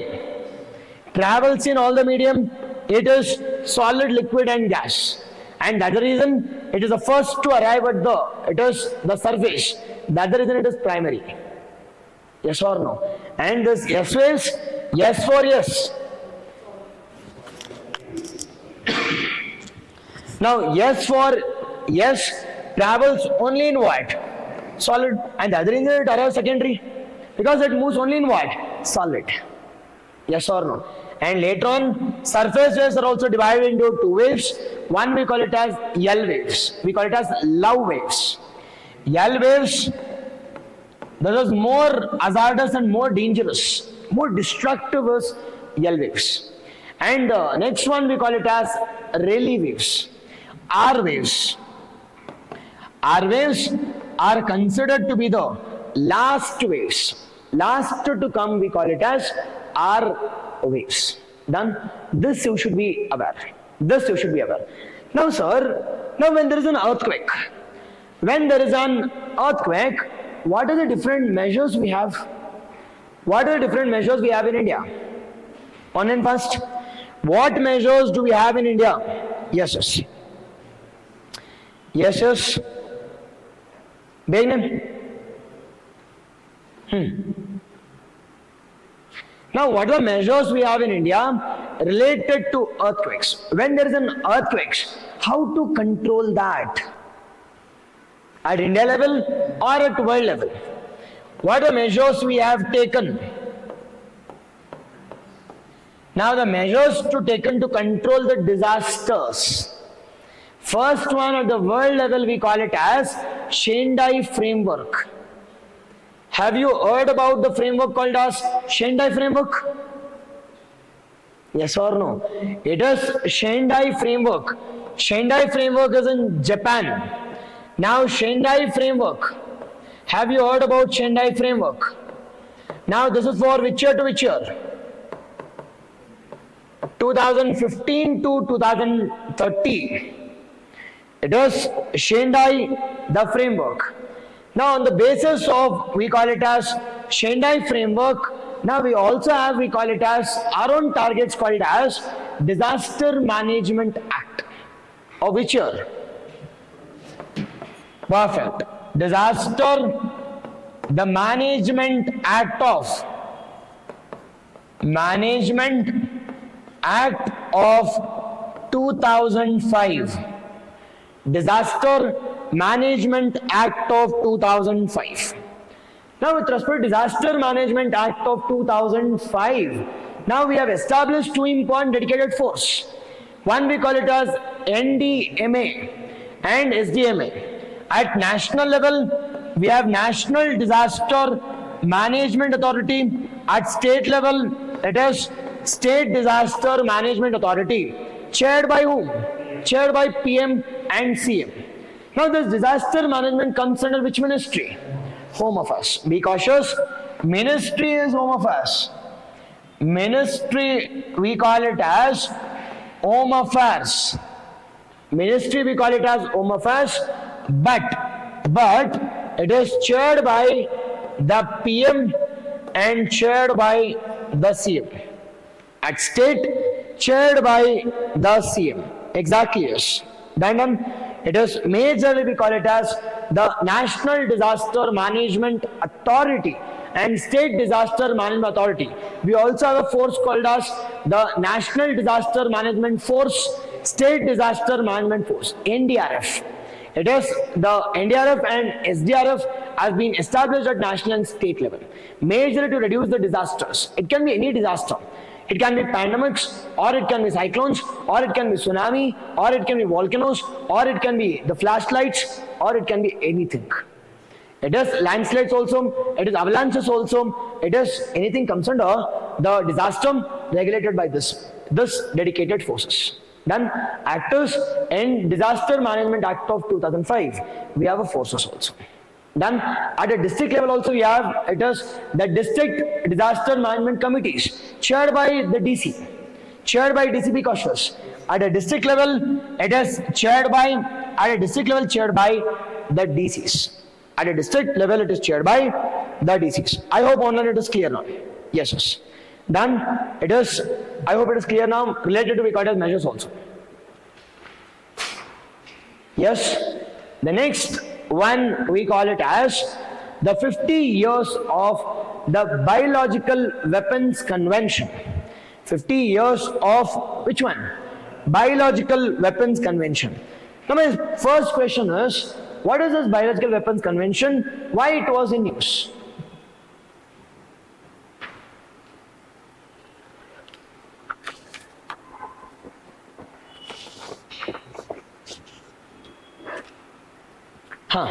Why it was in use? Why this Biological Weapons Convention was in use? When this Biological Weapons Convention has been established? Now is India a member of this? First one we call it as recently our which minister? Ministry of External Affairs. Ministry of External Affairs. Yes, Jaishankar. Yes, the Jaishankar attended the 50th anniversary of Biological Weapons Convention. Attended. Now, which one? 50th. The 50th anniversary of which one? Anniversary of, we call it as Biological Weapons Convention. Biological Weapons Convention. Now a simple question is, what do you mean by this biological weapons? What do you mean by it is biological weapons? Power, it is bioterrorism. Now what does bioterrorism means? What does bioterrorism means? What does bioterrorism means? It is using what? Using living organisms to create a fear. It is, understand here, using living organisms to create fear in the minds of the people, to distract the economy, or to make a country health crisis. To make a particular country as what? Health a crisis. And that's the reason. Yes or no? Now can you give some examples of bioterrorism or biological weapons? It is, example is the COVID-19. It is the COVID itself is a biological weapon. And the second one, it is majorly to kill some other persons. We are using viruses, the bacteria, the fungi. All these things have been used to kill a particular person, and all this comes under, we call it as biological weapons. Done? Sir, my simple question is this biological, the convention, is it good or bad? I am talking about biological convention. Now, bioterrorism is 100% and 101% it is wrong. We need to reduce it, or we need to control it. How can we control it? How can we control it? Via an organization called as, which organization? Biological Weapons Convention. Yes or no? Now my simple question is, now what does this Biological Weapons Convention means? When it has been signed, where it has been established, when it has been established, and what is its objective? First. Now the first one, the discussion of Biological Weapons Convention started in the year, it is, we call it as 1969 to 71. That discussion The discussion started in the year 1969 to we call it as 71 in a location called as Geneva. In a location called as Geneva. Where is Geneva? Switzerland.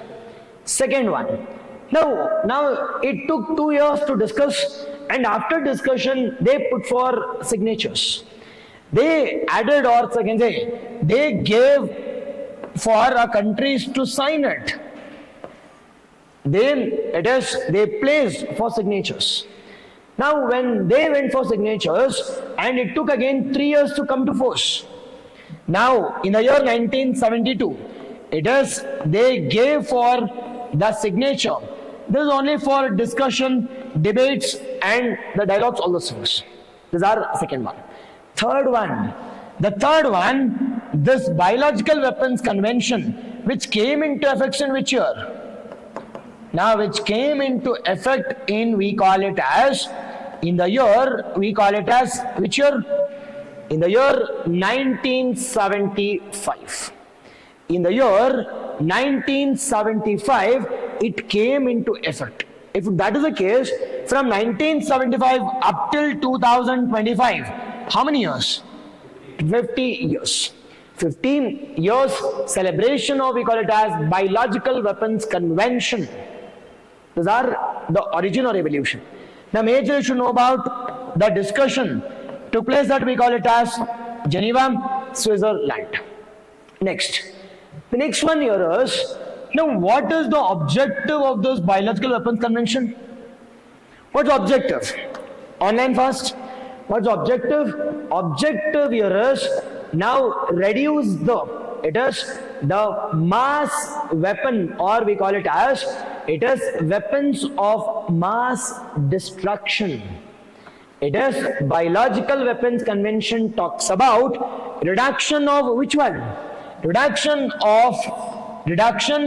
or we call it as elimination of which one? Elimination of weapons of mass destruction. Creating from where?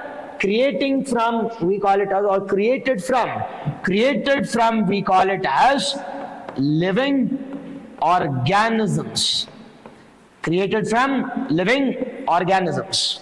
It can be viruses, it can be viruses, it can be bacteria, or it can be fungi, or it can be any pathogen as such. To create a fear in the mind of the people, to destruct an economy, to create a health crisis, all this comes under where? Weapons of mass destruction. Weapons of mass destruction. Done? Now is India part of this? Is India part of this? Yes. India is a founding member. India is a founding member of this organization. Founding member of this organization, and we are also, it is abiding to all the Biological Weapons Convention. Abiding to all the, we call it as, Biological Weapons Convention treaties also. Biological Weapon Convention treaties also, we are abiding A to Z. A to Z also, we are abiding. Okay na? Sir, idella okay sir, but e Biological Weapons Convention alli, they calculate the accountability once in how many years? Now, which all countries are abiding, which all countries are not abiding. Now, this has been evaluated once in how many years? Evaluated once in 5 years. Once in 5 years. This is evaluated once in how many years? Evaluated once in 5 years. Once in 5 years, and be cautious here. And this Biological Weapons Convention, it is considered to be it is first multilateral treaty to destruct which all things? Weapons of mass destruction. Weapons of, we call it as, mass destruction. Weapons of mass destruction is the main objective of, we call it as, Biological Weapons Convention. Biological, the weapons, the convention. Done. This is all with respect to our major one, we call it as biological weapons. First started in the year 1969 to 1971. It is signature, opened for signature in the year 1972. But it was finalized in the year 1975 and came into effect in the year 1975. And from 1975 to 2025, it completed 50 years, and the main objective here is elimination of the weapons of mass destruction. Major living organisms were into destructed, and this has become the first convention to eliminate weapons of which one? The mass destruction. This is the first one. Be cautious. World's first weapons of mass destruction. And that you should be aware. And followed by this, evaluation takes place once in how many years? 5 years. And India is a founding member. And there are few countries that are not a part of, neither they have signed it nor ratified it. Which include Israel, which include we call it as, it is major, we call it as Djibouti, it is Kiribati. All these countries, neither they have signed nor they have, it is the joined or ratified it. And that also you should be aware that India is a founding member of this organization. Founding member of this organization since 1975. Since 1975. Done. Now other than this, which all organizations or which all conventions are covering? It is 50 years in 2025. Now which all organizations are celebrating 50th anniversary, or we call it as 50th anniversary in the year 2025. Now which one? First one we call it as the G7. Group of 7 countries. They are celebrating 50th anniversary. They are celebrating 50th anniversary. Second one we call it as the national emergency. National emergency on June 25th, 1975. Samvidhan Hatya Divas. June 25, we are celebrating it as what? Samvidhan Hatya Divas. Third one we call it as sites. The sites. The convention with respect to the endangered species. Fourth one, Project Crocodile. Project Crocodile, you should know. Now all these things they are celebrating the 50th anniversary. It is Vienna Convention, or we call it as Havnur Convention. Havnur Convention called as Bible of OBC Reservation. Bible of ABC, it is OBC Reservation KPCC, or we call it as, it is the Karnataka, the Pollution Control Board 50 years, or CPCB, Central Pollution Control Board also 50 years. Yes or no? Vienna Convention. Now Vienna Convention, which all things? It is Vienna, the Convention on Ozone Depleting Substances, ODS. Vienna Convention. And others which also know about Montreal. Yes or no? All the things you should be aware. Yes or no? Vienna Convention, the Montreal Protocol, Kigali, all the things, they are celebrating 50 years of, we call it as the celebration. Done?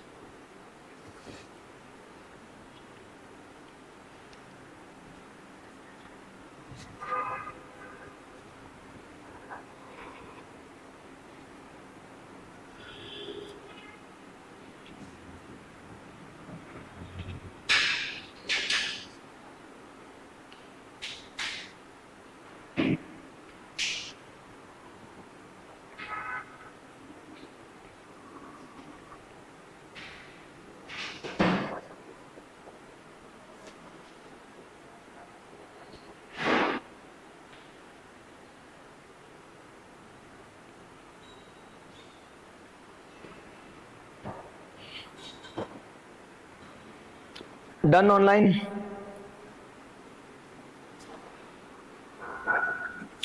Yes? Okay. Now, consider following statement regarding Biological Weapons Convention.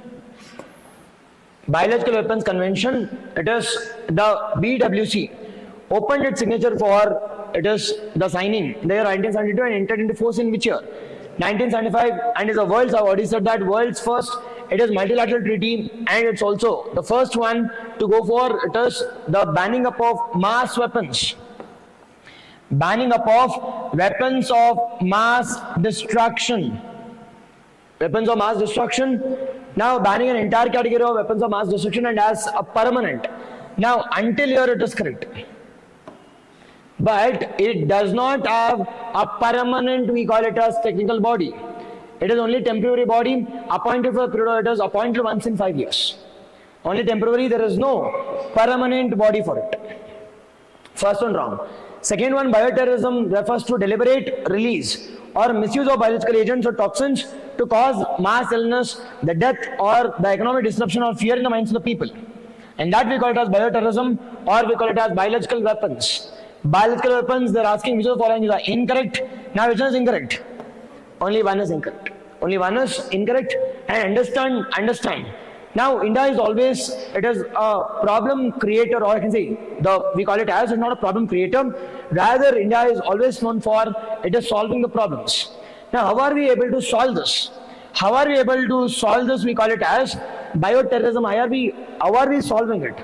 Now majorly, now India is a 60% producer of vaccines in the world. Now India is the provider of the solutions rather than creator of it is a problem. Now we are the largest producer of vaccinations, and that is 60% vaccinations are being manufactured in where? India. And second one, it is with respect to generic medicines, 20% of the generic medicines are being manufactured in India. 20% of the generic medicines are being manufactured in where? It is India itself. And this is the solution with respect to, it is biological, the weapons convention, and we are also one of the, it is largest, we call it as a country, one are abiding to the biological weapons convention. Largest country, one are abiding to, we call it as biological weapons convention, and that's a major aspect here. That's a major aspect you must know here. Done? Clear? Highly important one. This slide is highly important. For sure there will be minimum 2 questions. For sure there will be minimum 2 questions from this topics. Okay. Next one we call it as Dhruva. The next one we call it as Dhruva. Now what does this Dhruva means? Now what do you mean by Dhruva? Now Dhruva means digital hub. Dhruva means digital hub. Digital hub, reference with respect to unique virtual address. Dhruva means digital hub, reference with respect to unique. Be cautious here. Digital hub. We are creating a digital hub or digital portal. Under that, unique reference is being provided. Unique reference is being provided in what manner? Virtually. Virtual address. Now, sir, now understand first understand. Now think that first thing here is, now think that this is India. This is India. Now India is being divided into, we call it as, it is the different states. Now think that we have 28 states and we call it as 8 union territories. Now think that this is, we call it as, this is 1 state, 2nd, 3rd, 4th and 5th. Now how to exactly, now think that this is 1 state called as Telangana. Now in Telangana, how to exactly say that this is the exact location of my delivery? How to know that? Now I need to know that what's the longitude and what is the latitude. Now based on geography, if I know about what's the latitude and what's the longitude, latitude and longitude, if I know, exactly I can send a delivery.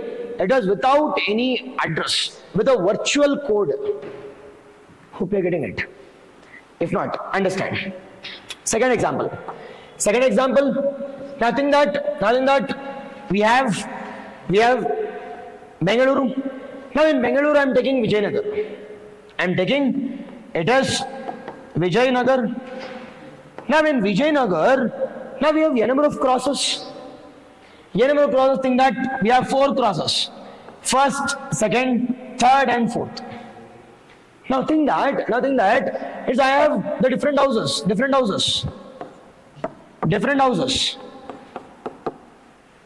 Now, if it is different houses, how to exactly know that? It is the address of this houses. Now think that I want to send some goods, it is to this house. But the house number of this house and house number of this house is same. Now, which one is the genuine owner? Let us think that this is the phase 1. Now, phase 2, phase 3 and phase 4. Now, this is first road and second road. Now, opposite to each other, the same. Think that it is the 10, the house number 10 and this is also 10. If that's the case, who is the original owner now? Original house, which is the original house? Now, how to deliver the confidential? It is a post. How to send the confidential information? Is it to this person or to this person? But this led to it is the problem for the postmans. Who is the original owner? Because in a single address, it's in a single house number, we have, it is n number of, we call it as the houses. That led to a conflict. Now to reduce the conflict, we brought in a unique ID. And that unique pin, we call it as digi pin. That unique pin, we call it as what? That unique pin, which has been given to the single personality. That pin, we call it as, which one? Digi pin. As a part of Dhruva. We brought which one? Digi pin. What is that digi pin? Digital pin. It is based on your latitude, based on your longitude. It is unique ID is being provided to all the houses. And that will be unique and that will be virtual. Yes or no? Now, can there be fraud here? No. Why not fraud? Why cannot be fraud here? Why cannot duplicate? Because each and every house has been provided with a unique virtual address. And that virtual unique address, we call it as what? Dhruva. That virtual, the unique address, we call it as Dhruva. What does Dhruva means? It is digital hub. Reference with respect to unique virtual address. Done? Now, sir, this Dhruva, highly and highly important one. Now, this Dhruva has been launched by which ministry? It is under which ministry? Ministry of Communication. Under Ministry of Communication, we have a department called as Department of Post. Highly and highly important one. Now, this has been developed by which department? Department of Post, supported by IIT Hyderabad and ISRO. Vikram Sarabhai Space Station. It is Department of Post, IIT Hyderabad, and we call it as, it is ISRO. Plus we call it as ISRO, Vikram Sarabhai, the Space Center, which is present in where? Tumba. Vikram Sarabhai Space Station, which is present in, we call it as Tumba. There is no permanent technical body online. It is just, we call it as it is the temporary one. ISRO plus we call it as Vikram Sarabhai, the Space Center. That you should be aware. Third one, sir, what is this unique ID? How much a digit unique ID will it be present? It is 10 digit. Now, the 10 digit and alphabets. Digit and alphabet will be present, which is unique like your email ID, which is unique like your UPI ID, which is unique on the model of which model? The UPI, what is UPI? Unified Payment Interface. Or which is unique like your email ID. I hope you are using UPI at least or email ID. Now if that's the case, you might be aware your name @gmail.com. Yes or no? That is unique for each and every individual. Can a single individual or can a multiple individual have a same mail ID? No. In the same manner, can the multiple, the UPI, the persons, can they have the same? It is UPI ID, virtual ID? No. Nothing but it is a name, at we call it as YBL, your name or your mobile number, YBL, or SBI, or ICICI, or HDFC. Yes or no? It is on same model. This DigiPin has also been designed and developed by, we call it as, the Department of Post. Now to reduce the confusion and to provide, we call it as, and to provide, we call it as, it is a digital unique ID. It is for, we call it as, for an area of, it is based on 4:4 meters. On the basis of 4:4 meters, as this digit, or we call it as, the unique ID is being provided. Unique ID is being provided, and that unique ID works even without online also. Even online, and we call it as offline also. Online, and it also works offline. It also works offline also. Yes, yes. It's like a UPI, or it's like it is unique email ID. It's like a model of the unique email ID, and this we call it as Dhruva portal. This we call Dhruva portal, and be cautious, the Dhruva has been launched by Department of Post and the Ministry of Communication, supported by IIT Hyderabad, supported by, we call it as ISRO. It is Vikram Sarabhai Space Station. He is the father of the space technology also, and that is aware. And 10 digits and alphabets have been provided. Alphabets have been provided on the basis of UPI, and it is email ID. On the basis of the email ID. Done?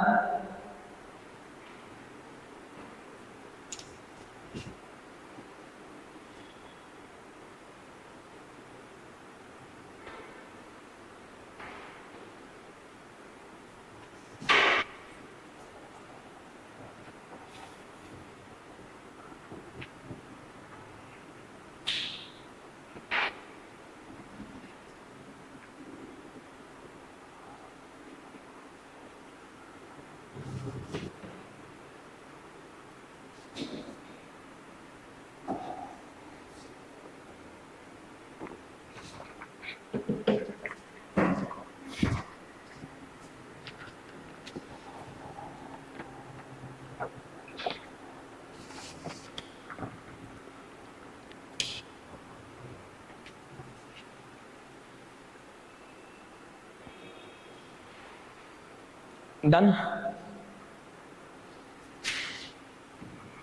Here they are asking which is incorrect. Kinds of following statement regarding the Dhruva digital address framework. Dhruva digital address, the framework.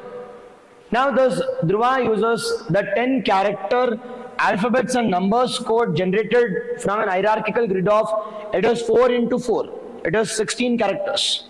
4×4 enabling precise location for the 12 to 14 square, it is the meter block in India. We'll see. Second one we call it as under Dhruva.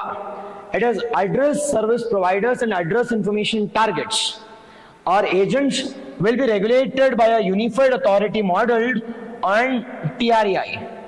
Is it on TRAI or on the basis of UPI or email ID? On the basis of, we call it as, it is the UPI, or we call it as the email address. UPI or email address. And the third one, Dhruva permits sharing up of, it is sharing of only the textual version of user address, while geo coordinates cannot be, it is shared. Again, this is wrong.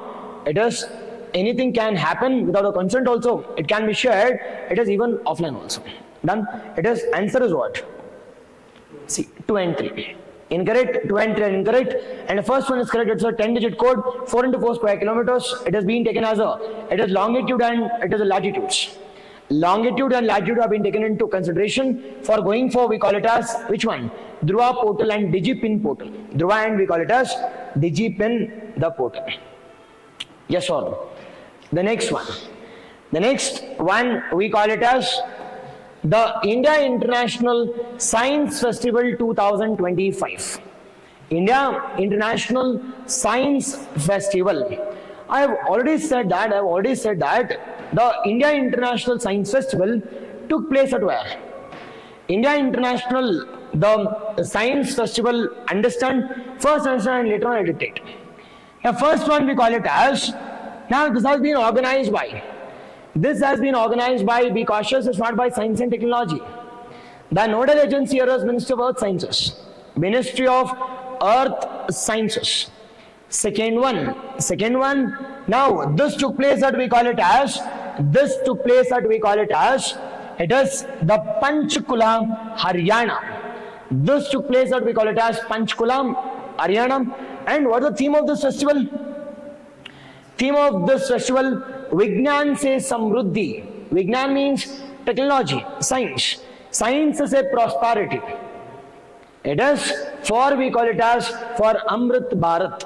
Vignan se Samruddhi, for, we call it as, it is Amrit Bharat. Now understand, it is the India International Science Festival. Now this India International Science Festival, first one is abbreviation. Is this abbreviation per clear? India International Science Festival, first one. Second one we call it as this India International Science Festival. Now, which edition is this? Now, 11th edition. Now, this edition, we call it as 11th edition, and this 11th edition took place at where? Took place at, we call it as, now Panchkul or Panchkula, which is present in where? Haryana. Panchkula, it is present in where? Haryana. Second. Third one. Now if it is 11th edition, what is the origination of this? It is India International, the Science Festival. Now when it has been established?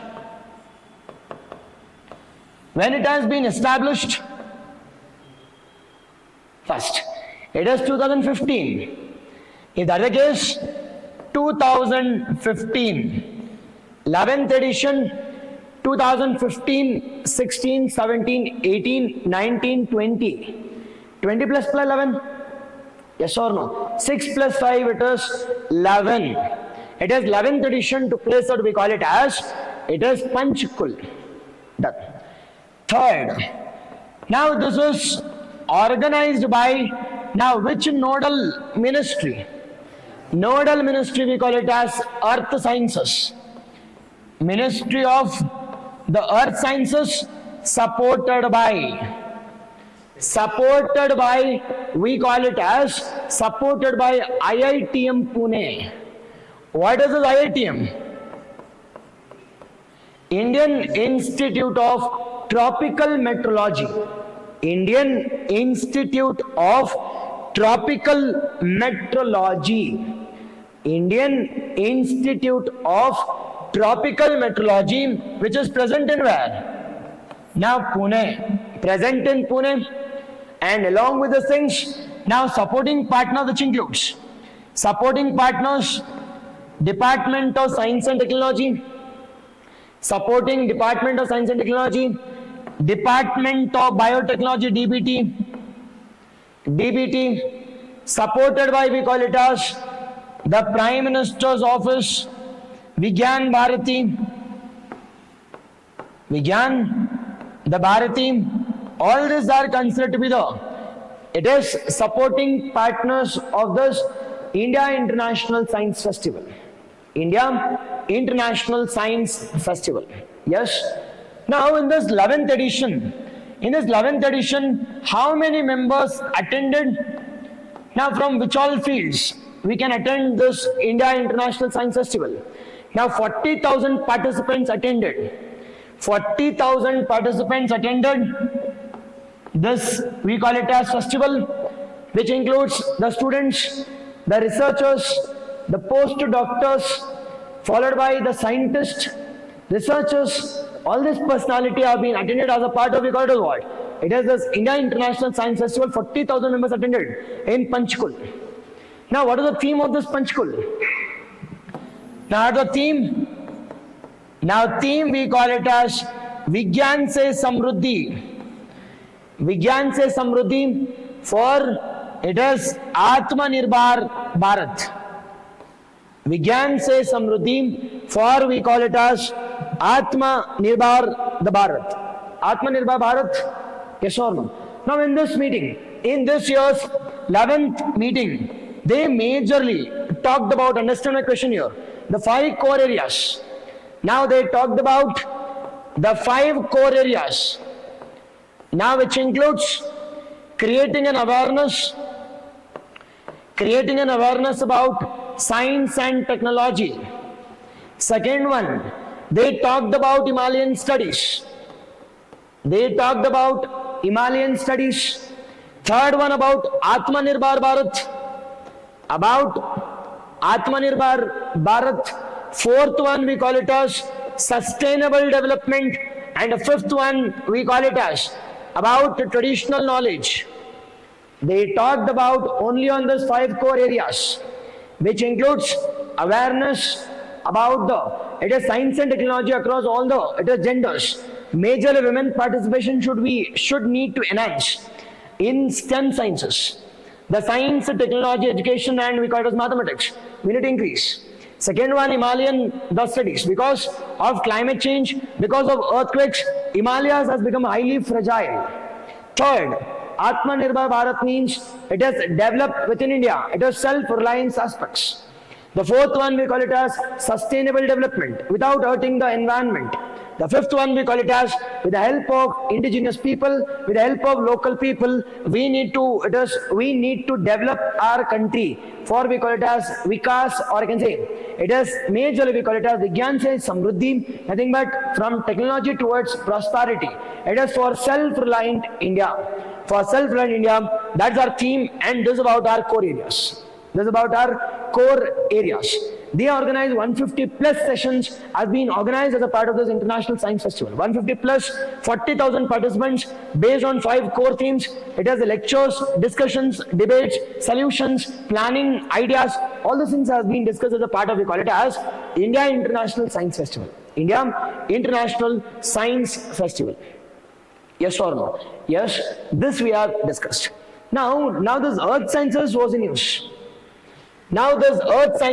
use. And this IITM, the IITM Pune was also in use. Now, why this earth sciences was in use?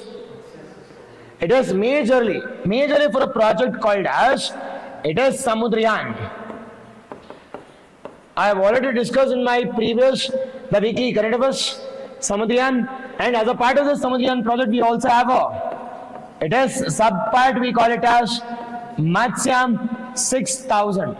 Matsya 6000, developed by, we call it as NIOT, National Institute of Ocean Technology, it's in Madras. Now, it is presented, we call it as a part of, as a part of earth sciences. This you should be aware. And second one, IITM Pune has developed the most important framework called as the Bharat Framework. Are you aware about Bharat Framework? Now, Bharat Framework means high resolution, world's first, high resolution communication satellite. It is Bharat Framework. Bharat, the framework. Bharat, the framework, high resolution, the world's first high resolution,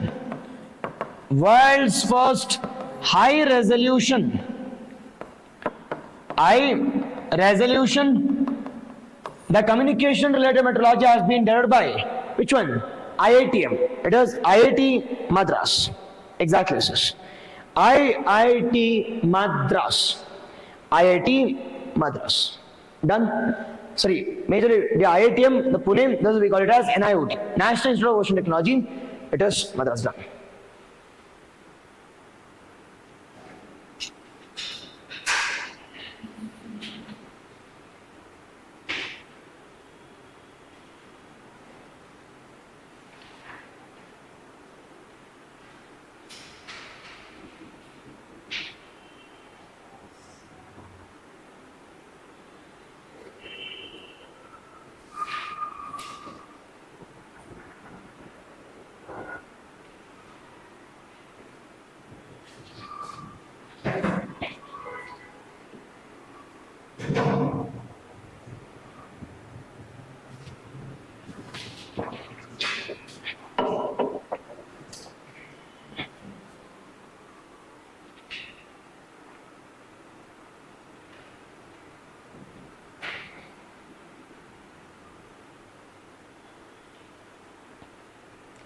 Done? Okay, are you done with this? Okay. Now, the 11th edition of the IISF is being held in Panchkula, Haryana, with a theme called as Vigyan Se Samruddhi for Atmanirbhar Bharat. Atmanirbhar Bharat, correct? Now, it is IASF 2025 is organized by Ministry of Earth Sciences and coordinated by Indian Institute of Tropical Meteorology. One of the 5 themes focus on sustainable economy and marine sciences. Now, I did not say about anything about marine. It is only we are talking about sustainableness, life project. What's life? Lifestyle for environment. Only this. That does not mean that it includes marine sciences also. See, under marine sciences, we are not, it has been discussed as a part of Indian Institute of, or majorly we call it as, in the Science Festival. Rather, I said that we talked about only 5 themes, and which is not 5 themes. One is awareness about science and technology. Second one about, we call it as Atmanirbhar Bharat. And the third one is about, it is traditional knowledge, sustainable development and Himalayan studies. That does not mean that we are studying about marine science also. Now, the theme of marine sciences did not discuss in this India International Science Festival. Be cautious. Be cautious. Now, you should never and never go to all the options. Never and never, all the 3 will be, it is right. And you should some or the other way, you should eliminate. It is at least an option. Yes or no? That's the case. Now, which is correct? It is only 1 and 2 is correct. Only 1 and 2 is correct. Done? This is about, we call it as, this is about which one? Okay. Next one we call it as NAT grid. What does this NAT grid means? National Intelligence Grid. NAT grid means National Intelligence Grid. National Intelligence Grid. Yes. Exactly, yes. The NAT grid means the National Intelligence Grid. Done? Now, with respect to NAT grid, National Intelligence Grid. First one, why this was in news? Why this was in news? First, why this was in news? Now, majorly, now per annum, 45,000, it is requests are being received by this NAT grid every year. 45,000, it is the request are being received per annum. I'll discuss that. What is all the things? Now, is this news part done?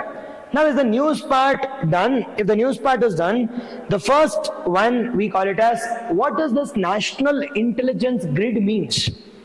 What do you mean by this NAT grid means? First, what do you mean by NAT grid? What do you mean by NAT grid? NAT grid means data sharing. Now, from where to where the data is being shared? From where to where the data is being shared? First, now understand, it is data is being stored in a centralized server. It's been stored in a centralized server. Now, this data is being given to different agencies. It has been given to the different agencies. Now, which all agencies? Now, it can be central, the central agencies. It can be state agencies. It can be defense services. It can be to a common, the state police, or to a normal polices. The intelligence is being provided. Nothing but data is being shared with all of them. Yes or no? Now think that. It is nothing that. It is now think that I was a police. Now something has happened in Chandralat. It is think that murder has happened. Now, if murder has happened and it is near to my locality, now don't you think I want some data? Now, which data? I want to get the data of the mobile networks which was present during the murder. Yes or no? Second one, I need to get the space related information, the space related data. Now, all this data followed by I need to get with respect to the cyber crime related data. Now, someone has transferred money to him and he has murdered. Now, who will share all those data? But if normal police go and ask, it is the authorities will reject. Saying that you are normal police, we won't share with you. But if the national agencies and if the national grid itself, they are proactively sharing it to the authorities to resolve the issues within a dedicated period of time. Is it good or bad? Yeah, very good, boss. In 21st century, it is the data, it is considered to be what? It is new oil. Data, it is considered to be, we call it as the new oil. 21st century new oil. 21st century new oil. Now this data, it is this NAT grid means, understand here, what does this NAT grid means? What does this NAT grid means? National Intelligence Grid. First one, it is NAT grid means the National Intelligence Grid. Now this National Intelligence Grid, it will store all the information related to the crimes. Related to it, as we call it as the confidential information. Now this has been shared to whom? This has been shared to the investigative agencies. Shared to CBI, shared to ED, shared to RAW, shared to IB. Yes or no? Shared to local police, shared to, we call it as defense forces. Yes or no? If that is the case, don't you think the security of the country will also start to, it has become better? And the investigation also becomes in a faster manner also. And yesterday, the Chief Justice of India has clarified saying that it is cases cannot go for a longer period of time. And advocates need to come on time and resolve the cases on time. We cannot go for it is asking of the extra number of hours. It is one after the other. Now you should bring all the evidences at one go, all the cases at one go, and resolve that cases in a amicable manner with a suitable time frame. In the same manner, it is national grid also is more beneficial to resolve the investigation of the crimes, to resolve the cyber crimes, to resolve we call it as major organized crimes, like sex trafficking, drug trafficking, money laundering, all those things. To resolve, we call it as organized crimes. To resolve the terrorism related cases, we can resolve it. Yes or no? It is national grid is considered to be it is highly important one to resolve the issues after BNS. After BNS, after Bharatiya Nyaya Sanhita, investigation is happening in a faster manner, speedier manner within a limited period of time. Within a limited period of time, all credits go to, we call it as NAT grid. All credit goes to, we call it as NAT grid, national grid. Done? Okay, we'll see all the things one by one. Now, first one, what do you mean by, what's the abbreviation of national grid? First one is abbreviation. What's the abbreviation? National Intelligence Grid. National Intelligence Grid. First. Second one, this has been established under which ministry? Established under, we call it as Ministry of Home Affairs. Established under, we call it as Ministry of Home Affairs. Established under Ministry of, we call it as Home Affairs.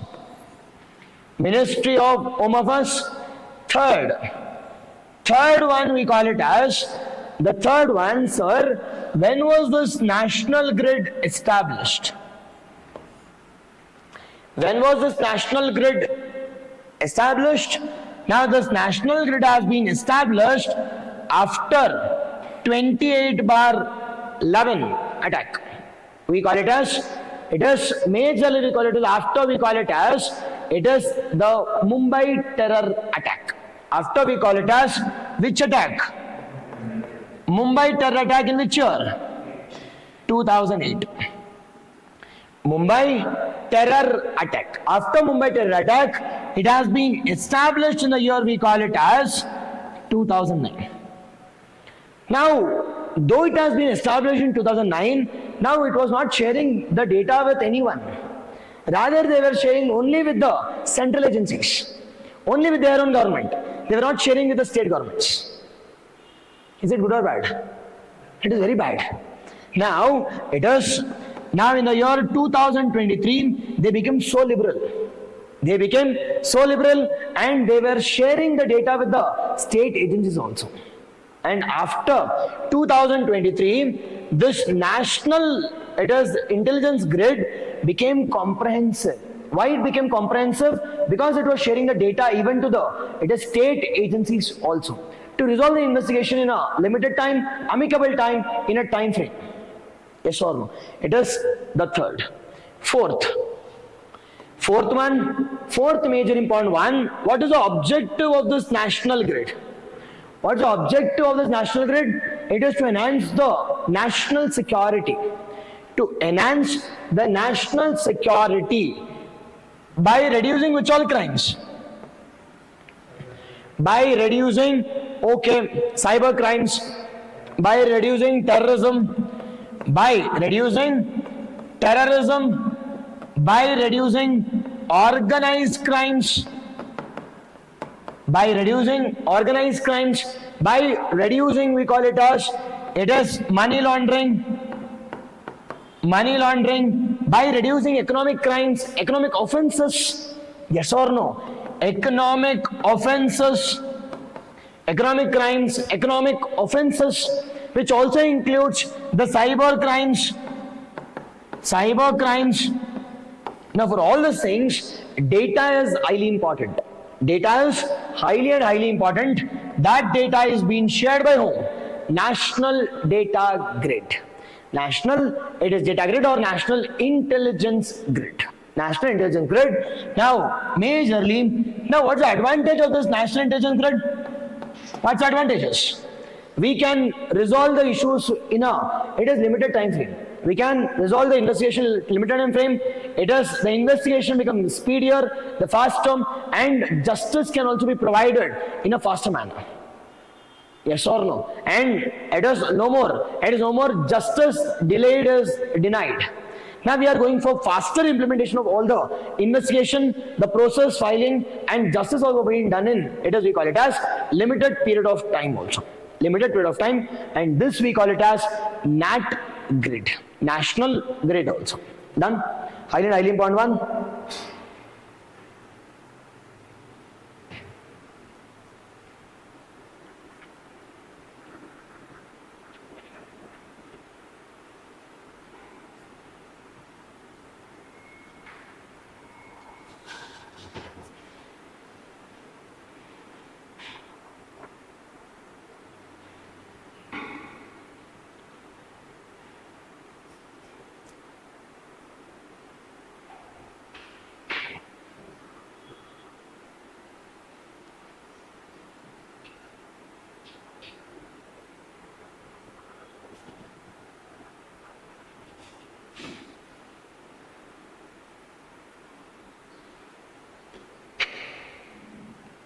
Done?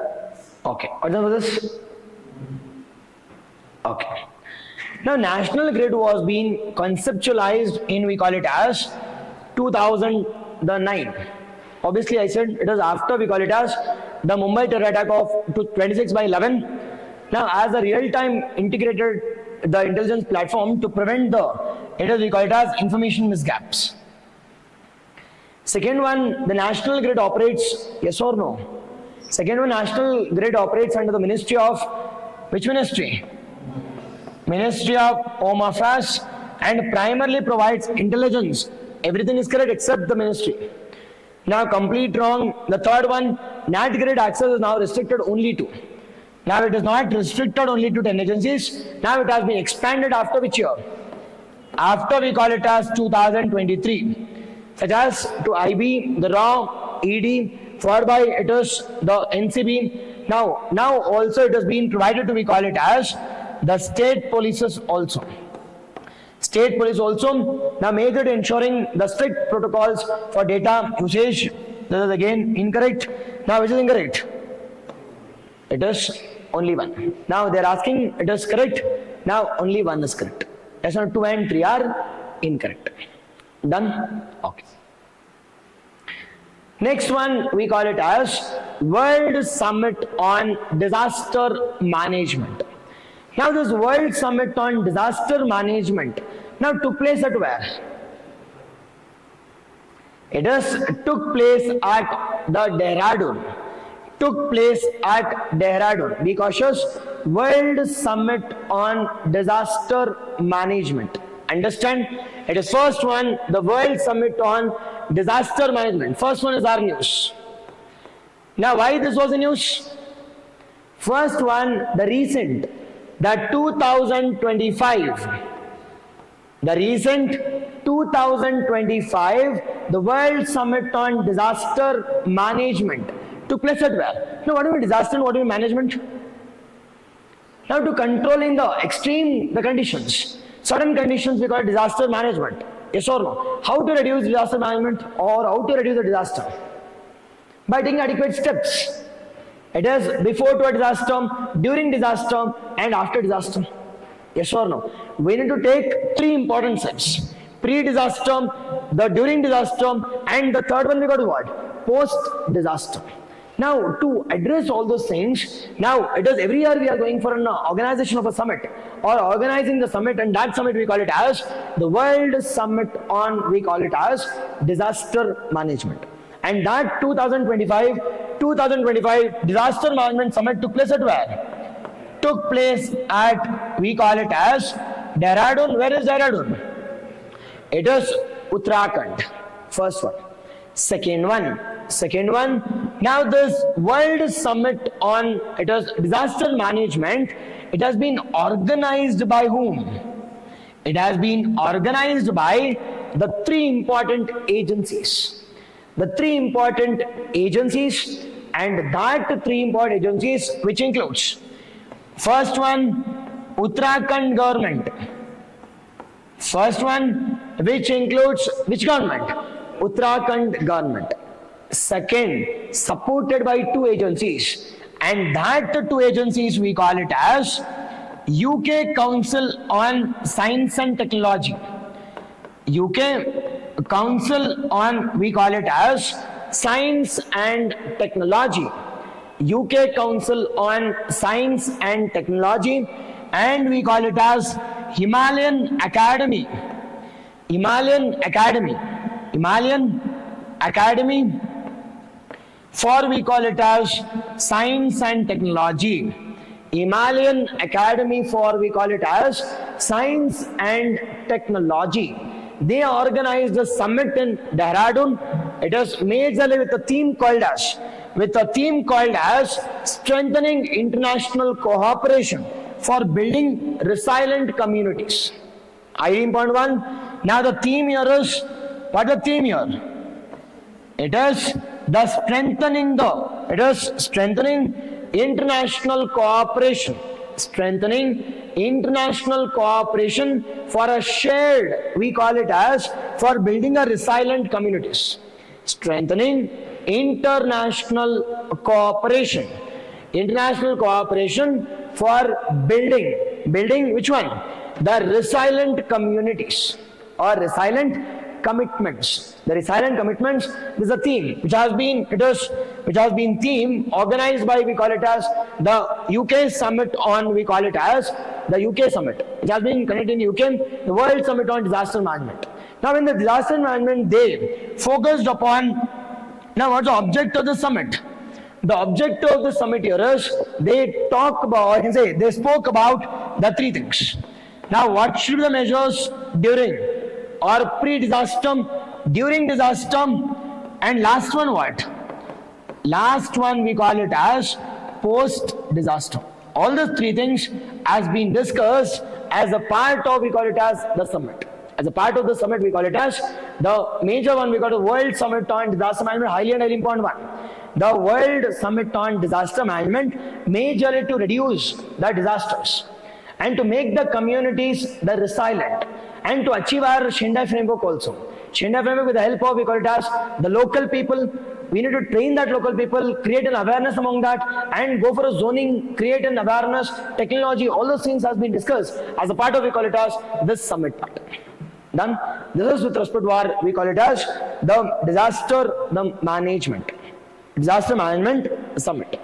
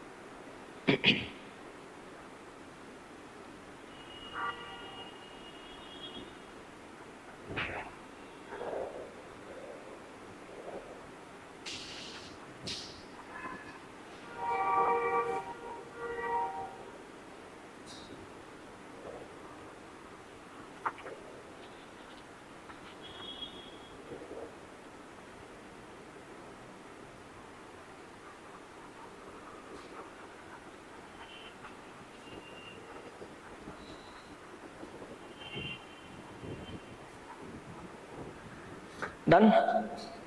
Okay. One of this? Okay. Now, consider following statement regarding World Summit on Disaster Management. Highly important one, be cautious. The World Summit on Disaster Management was jointly organized by Government of Uttarakhand, Uttarakhand Council of the Science and Technology, and Himalayan Academy for the Science and Technology. I've already said this. First one done. Second one of the key objectives of the 2025 was to strengthen global disaster resilience by promoting climate resilience, technological cooperation. If it is general, both options will be correct, and they're asking incorrect, it is neither. Done. This is about our major one called as the World Summit on, we call it as disaster management. Yes? Okay. The next one we call it as India-Russia relations. Now I've already said that why this India-Russia relations was in news. Now first news we call it as recently president, the lifelong president of Russia called as Vladimir Putin. He'll be a president for life. Vladimir Putin was in India, first thing. And second one, now we are celebrating how many years? That 25 years of what?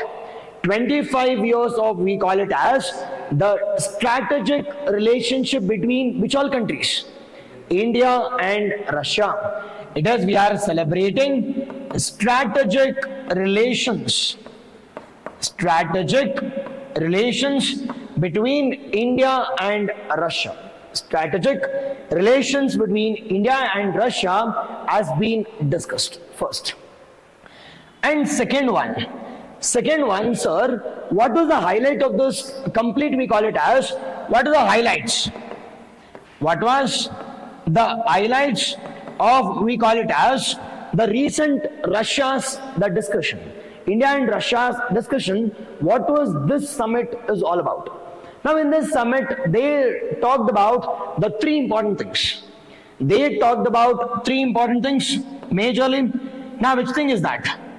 Now majorly they talked about, we call it as transportation. They talked about, it is the transportation as a core important area.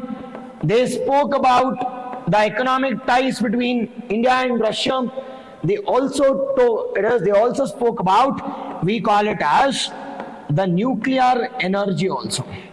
They also, it has talked about the nuclear energy also. We'll see all these things one by one, about transportation, about economy, about the nuclear energy also. We'll see one by one.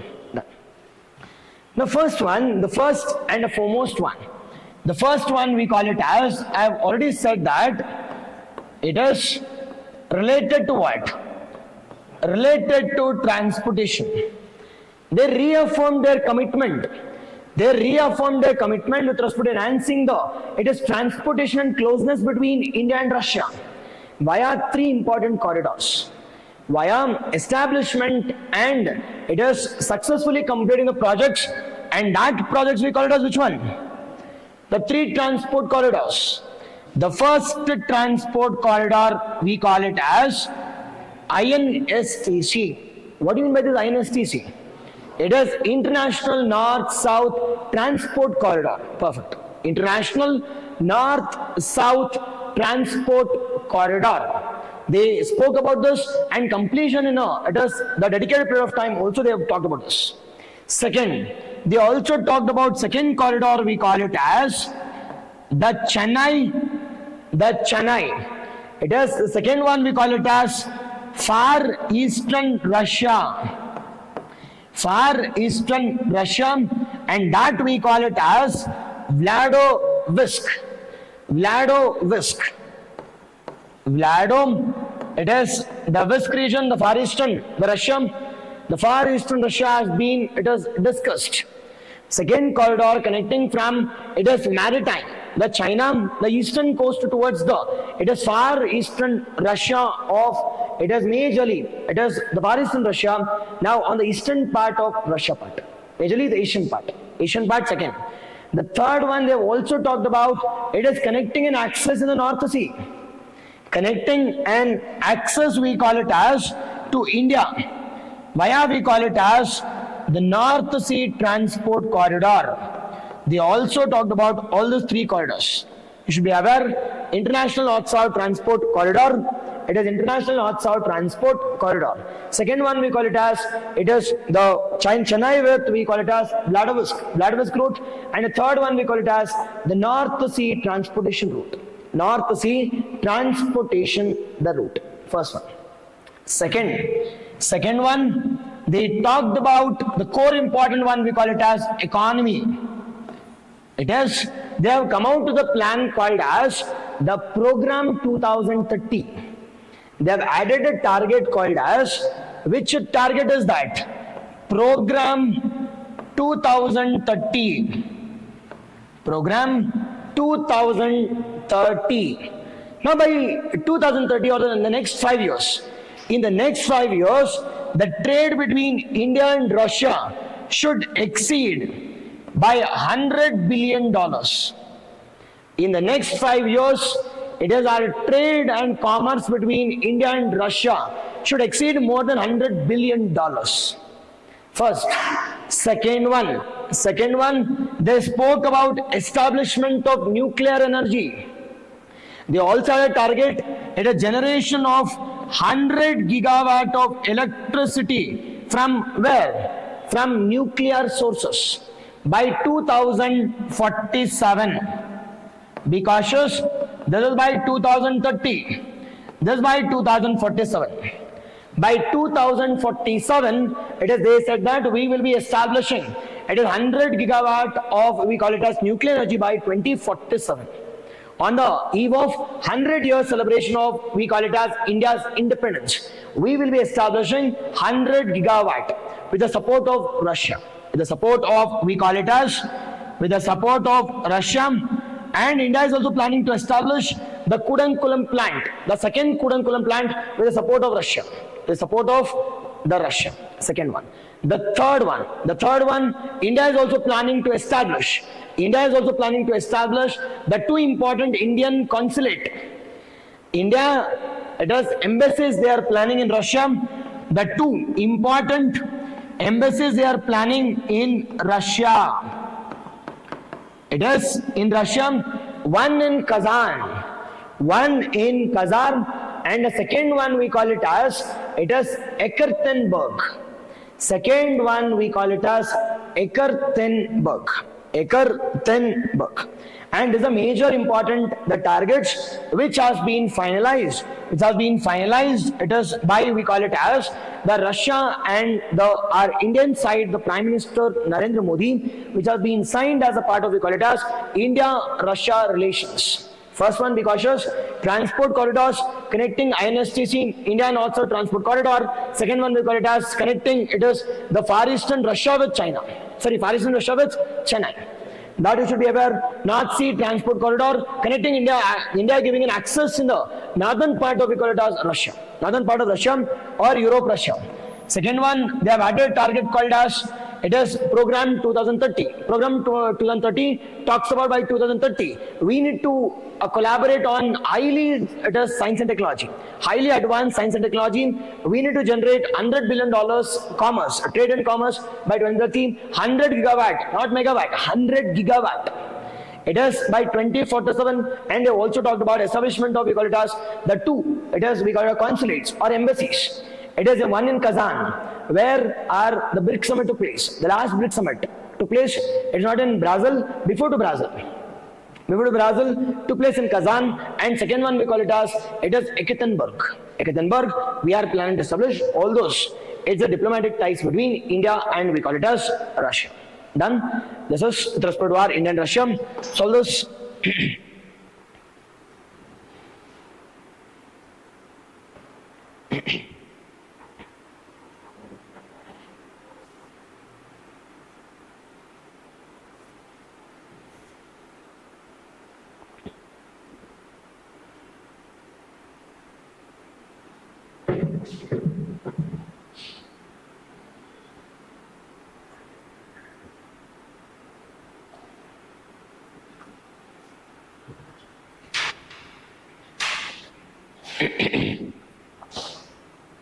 Done? Okay. What the for this? Now, okay. Kind of following statement with respect to India, Russia, the annual summit 2025. The summit unveiled a program 2030. I said it's a target 2030, targeting USD $250 billion bilateral trade and expanding cooperation sector like I said advanced sectors. Now everything is correct, but what about this? Now it is $100 billion. It's not $250 billion.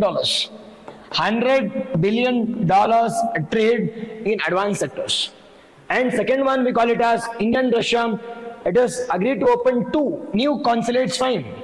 But one in it is Ekaterinburg and second in Kazan, not in Moscow. Already we have Moscow. Already we have a consulate in Moscow. Why again in Moscow? Now 2 we call it as strengthen connectivity and people to people ties. Second is also wrong. Third one, Russia announced support of India's plan to achieve 100 gigawatt of the nuclear power capacity by 2027, along with the progress on the Kudankulam power plant. Yes, which is incorrect. Which is incorrect? 1 and 2 is incorrect. Done? Yes. This is all with respect to our this week's current affairs. Now at least we have discussed some, it is 20 to 25 topics, the core topics we have discussed. Now is there any doubt from this week's current affairs? Now both online, offline. I hope you guys enjoyed the class. Done? If yes, just give a like before it is leaving. Thank you. See you all next week. Online, thank you.